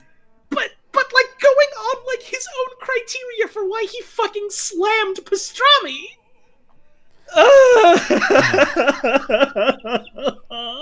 We're close. Oh, number 4 has broken me. We're close to the top because number 3 is breakfast sandwich. A common staple of morning commuters and underachieving undergrads alike, the breakfast sandwich can be served on a bagel, an English muffin, or 2 waffles, aka an all-in-one. But it's best on a simple sesame roll with a slice of melted American, the salty meat of your choosing, and a fried egg covered in butter. Few things are better than a breakfast sandwich, and among those, only 2 are other sandwiches. So, first of all, I'll agree with him. Breakfast sandwiches are very good. Yes. This is not... That's such a... Okay, the thing is when you put the submarine sandwich and the Italian hero as two different sandwiches, you're not allowed to make one entry breakfast sandwich within quotes. Right. Like, this is a fucking wide sampling, a wide species of sandwiches. They're very different. Like, you can go to McDonald's and order 6 different types of breakfast sandwiches. Maybe even more. I don't remember. There's so fucking much with the idea of, like, an egg sandwich, what you eat for breakfast, that you can do, to the point where it's just, like, it's, like, so varied that, like, it being its own sort of conclusive category baffles me, and B, oh god, that sandwich looks like a nightmare. You want this? Oh god. You want this? That's a sandwich you drink and I hate it. Here, for you. Look at, like, dripping off his fingers. What the fuck is this guy doing? Why are you doing this to your meal? This is a bad image. I'm a big fan. Bad picture. and B, like, the fact that, like, the picture he's painted here of, like, a breakfast sandwich is so, like, plain Jane generic and, like, boring. Greasy. And it's like he's applauding the sandwich for being a greasy pile of, like, cholesterol, like, which is fine. It's good, but, like, that's not, I don't know, that's not top 10. And then, like, for previous other sandwiches, he slams them for being that, and it's like, exactly. Bro, come on. All right. Come on. Don't worry, we only got 2 left. Two more. I will. Okay, and this is the thing. Number 2. I said there's a couple of points where I completely agree with Aiden Lynch. This absolutely deserves to be in the top 2. If anything, my biggest complaint about this next one that isn't 1. Number 2 is the po' boy, baby. Po' boy. Placing the po' boy at number 2 might just be an insult to its greatness. Yeah, Hayden. Yeah, Hayden, you're right. Popularized, maybe, during a streetcar company strike in 1929 by 2 brothers who jokingly called the striking workers poor boys. 1920s humor is hilarious, parenthetical. There are 2 crucial elements to the sandwich, the first of which is its size. Traditionally cut from 24-inch rolls, a regular po' boy is a full foot long. The second is the filling, which can be any number of things, but really should either be fried shrimp or oysters. An entire plate's worth of them. Dress it up with lettuce, tomato, pickles, mayo, and some sauce, and you have a crunchy, toasty, fatty meal that might just be the best sandwich on the face of the planet, were it not for... We will hold our suspense to talk about po' boys. Oh no. So... What? How did I do that? Who's this woman? What did you do to my computer? Anyway. She's the best. She has the best shrimp po' boy recipe for you. She does. Thank you. So, full disclosure, I have never in my life had a po' boy. Yeah, I remember talking about this, like, not too long ago with you, and I was like, oh, that's so sad. Like, po' boys are fucking great. And I know it's sad because I heard the description for what a po' boy was, and I thought to myself, I need to fucking eat this as soon as I can. Mm-hmm. But they're just, like, not a thing here, so... It's fucking sadness. Sadness. And it sounds good. I fucking love shrimp. Shrimp is good. You put shrimp in a sandwich with a lot of other stuff. Hell yeah, let's go to town. That's basically the conceit of a po' boy, is just, like, you put, like, you have an entire serving of fried shrimp, and you put it all between a bread. This is, like... This is when I see a sandwich with a bunch of shit spilling out of it, I'm like, ugh, come on, like, ugh, gee, I have to eat all this. When I see a po' boy with shit dripping out of it, I'm like, fuck yeah, that's more meal for me to put in my body. Now Absolutely. We're talking. Yeah, give me that slop. Like, this is a good thing. The one type of sandwich where they could tell you might want like a fork or a spoon to go with this, and I would gladly say, you bet I do. Yeah, po' boys are good. It's regrettable that this is number 2 because we're on our way to number 1. Might just be the best sandwich on the face of the planet. Number 1. Were it not for... Number 1. The greatest sandwich ever known to man. The greatest sandwich of all time. It's fucking cheesesteak. Cheesesteak. It's fucking cheesesteak. It's literally just a cheesesteak. It's fucking cheesesteak. It's just a shitty cheesesteak. Maybe the cheesesteak isn't your favorite sandwich, but it's in almost everybody's top 10, and you can't deny that sort of consensus. While Philadelphians may claim a real cheesesteak must come on a local amoroso roll, they also claim it should come wit whiz, and cheese whiz was invented 20 years after the sandwich. Next, we'll find out the Constitution was really signed in Delaware. A real cheesesteak needs nothing more than frizzled, chopped-up, griddle-seared sirloin with provolone thrown on at the last minute to melt, all turned upside down onto a sub-roll. Wait, I need to put the fire up. There we go. The beauty of a cheesesteak and the secret to its top ranking is that even a bad cheesesteak is still delicious. Low-quality meat and processed cheese only accentuate its fatty heavenliness. And its versatility makes it equally satisfying as a late-night binge or a midday escape to a dreamland of obesity. Even its name is awesome. So bow down and pay homage to its mighty power, then pray you'll be able to stand up afterwards. All right, so first things first, one thing I will give him. One very good point that he does make. Even bad cheesesteaks are good. That is quite true. But the thing is, that's because it's such a bottom-of-the-barrel sandwich in the first place. Like, you're just fucking up sirloin, cutting it up, and then just throwing cheese on it. That's like a piss-easy meal to make. And so, like, you can go to, like, you can go to fucking Quiznos if they were still around and get, like, cheesesteaks. I used to get cheesesteaks from Quiznos. They were, like, fucking nothing, but they were good because it's a cheesesteak. It's literally nothing.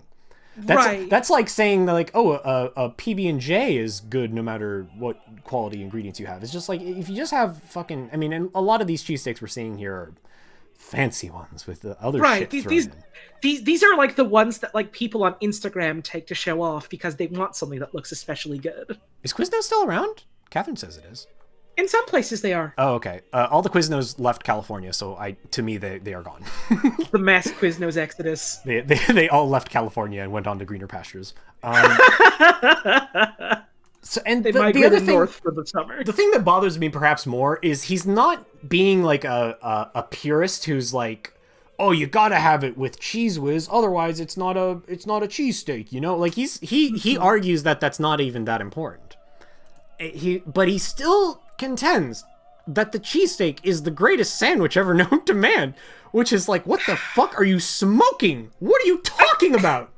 Again, like, maybe this is my bias speaking because I'm not all that keen on, like, beef in general. Like, it doesn't do much for me. I don't think it's bad, but, like, there are literally every other food type in existence I would rather have as, like, a main, like, protein source in a meal or whatever, like, instead of beef. This is literally just a heap of beef with cheese on bread. I'm a beef lover, and I will eat beef with cheese any day of the week, and I think cheesesteaks should have been far, far down this list. Like, there are so many more sandwiches I would rather eat than a cheesesteak. Mm-hmm. Knox suggests if you want to see, like, some very ordinary cheesesteaks, Google American Deli cheesesteak. American Deli cheesesteak. My hot take is that this wouldn't have been on my list at all because I'm just not keen on them. Oh. Now we're talking. Yeah, baby! A splash of cum to seal the deal.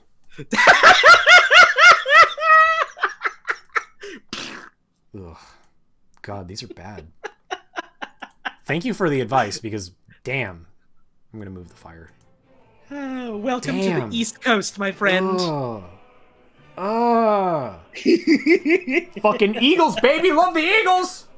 Let's go, Eagles! Let's go, Eagles! Oh, God. Half these don't even look like cheesesteaks. They're just, oh, God. Oh, God. Oh, the more I look at this, the more mad I am. Ugh. Be in a fruit cup in chat says this is the visual representation of the toilet kick. .wave. Paul, I'm not sure if you missed it. Sorry, Paul in chat. I'm not sure if you saw. Ruben was 4, so like Ruben was 4. Ruben was 4. It's up there, but cheesesteak is apparently the greatest sandwich ever known to man. God, cheesesteak. You know, you see this, you think sandwich greatness, you think artisanal beauty, you think culinary excellence, you think this piece of shit between substandard bread. Ugh, God, it makes me so mad. This was better than the Reuben, the pastrami, the smoked meat sandwich. This was better than the po' boy. This was better than the banh mi. Better than gyro. Better than ham with cheese. And that's it. Also, I don't know if you noticed when we like unveiled the number 1, the chat erupted into a cacophony of just no, fuck off, no, come on. Good. Really I saw a few. I glanced over quickly. That's good. Blood the King Knox says, wants I to- missed a lot of the list. Was Sloppy Joe on there at all? No, because apparently hamburgers don't count as sandwiches. And apparently if you take a hamburger and you put it in a sub roll, then it counts. And apparently a fucking... Oh, God, I can't. Or if you put it in a grilled cheese, that counts. Knox has requested that I show what he did. Apparently... Did he do? Not only did he make an Elvis, he apparently made all these. You probably can't... Oh, hang on. I'm not sure if it's up on my Discord stream. You might have to look at the... No, the Discord stream went down. I can just look okay. on I guess it was the just keep... proper Hang on. stream. Oh my god, that's a whole platter of them. That's a whole spread of them, Knox. Hang on. I fixed it. I made it that one window before instead of my whole screen. There we go. That should work. Anyway. Oh my... Knox is very brave. Did you eat all these? You made 6 sandwiches, Knox. Are you going to eat all these? I ate one Elvis and I felt like I couldn't eat for 24 hours. Are you good? Are you good? As I said before, Knox is braver than any of us. You ate half of it. Oh, he ate half of each. Okay. That's more reasonable, but still. Jesus Christ. I mean, these My look good. God. I mean, these look fucking good. You did a great job. Mm-hmm. I'd chow down on these bitches. Hell yeah. Anyway, that's a list. We're Christ. done. Where can I find the list? I want to use it to torment others. I will not give it to you.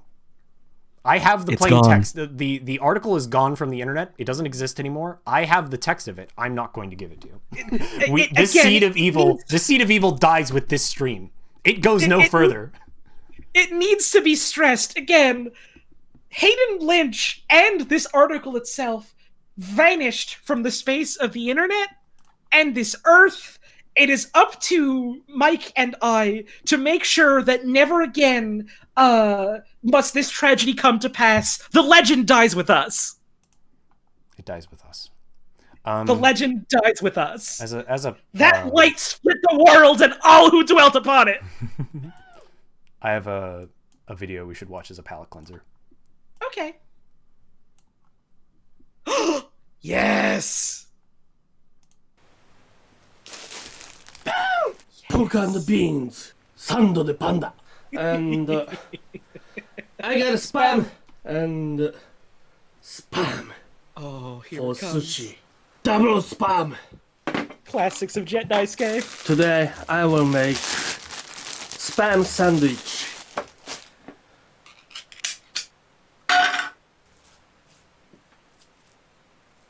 Love this knife that he has. It's a good knife.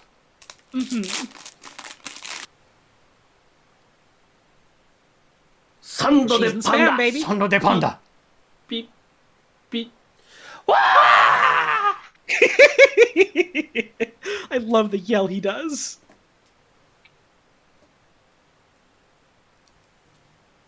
Spam cheese sandwich.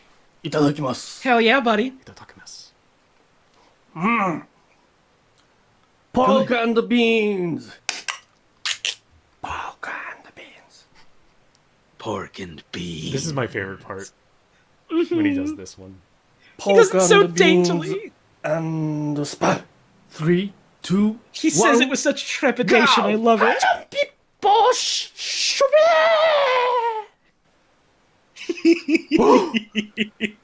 Open sandwich. Pork and beans and spam. Open sandwich. God. Like, fucks up that one, Pork like, and beans. gasp before, and then cheese. open sandwich. It's fine, actually. It's fine. 3, 2, 1. I love the sounds that he makes when he slams down the sand Pork of the and beans panda. with cheese. It actually, Itadakimasu. it actually doesn't work unless you make those sounds. That's part of the instruction Oh, manual. huh. Good to know. I'm learning so much about Operation today.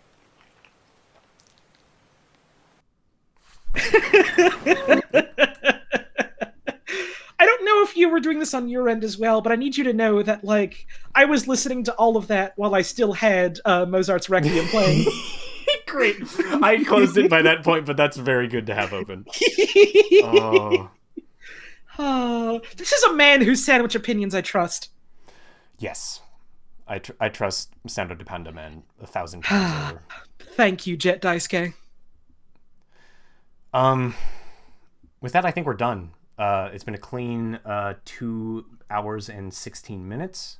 We're free. We're free at last. Thank you all for coming. There's been more than 400 of you for all of this stream. I'm so sorry. We have bared the curse together, and for it, we are all hopefully stronger. Hopefully. Do you have anything else you'd like to say before we close out? You can make a sandwich out of anything you want.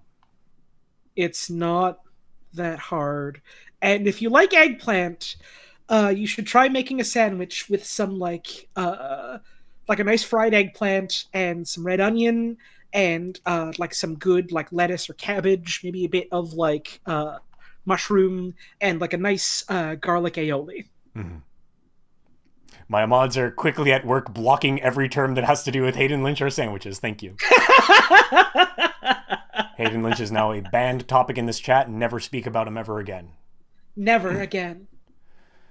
All right. Our tragedy must never again come to pass. We endured it, so you don't have to. Together. Now then, thank you all for coming. I hope you all have a great rest of your Thursday. And to all, a good night. Good night.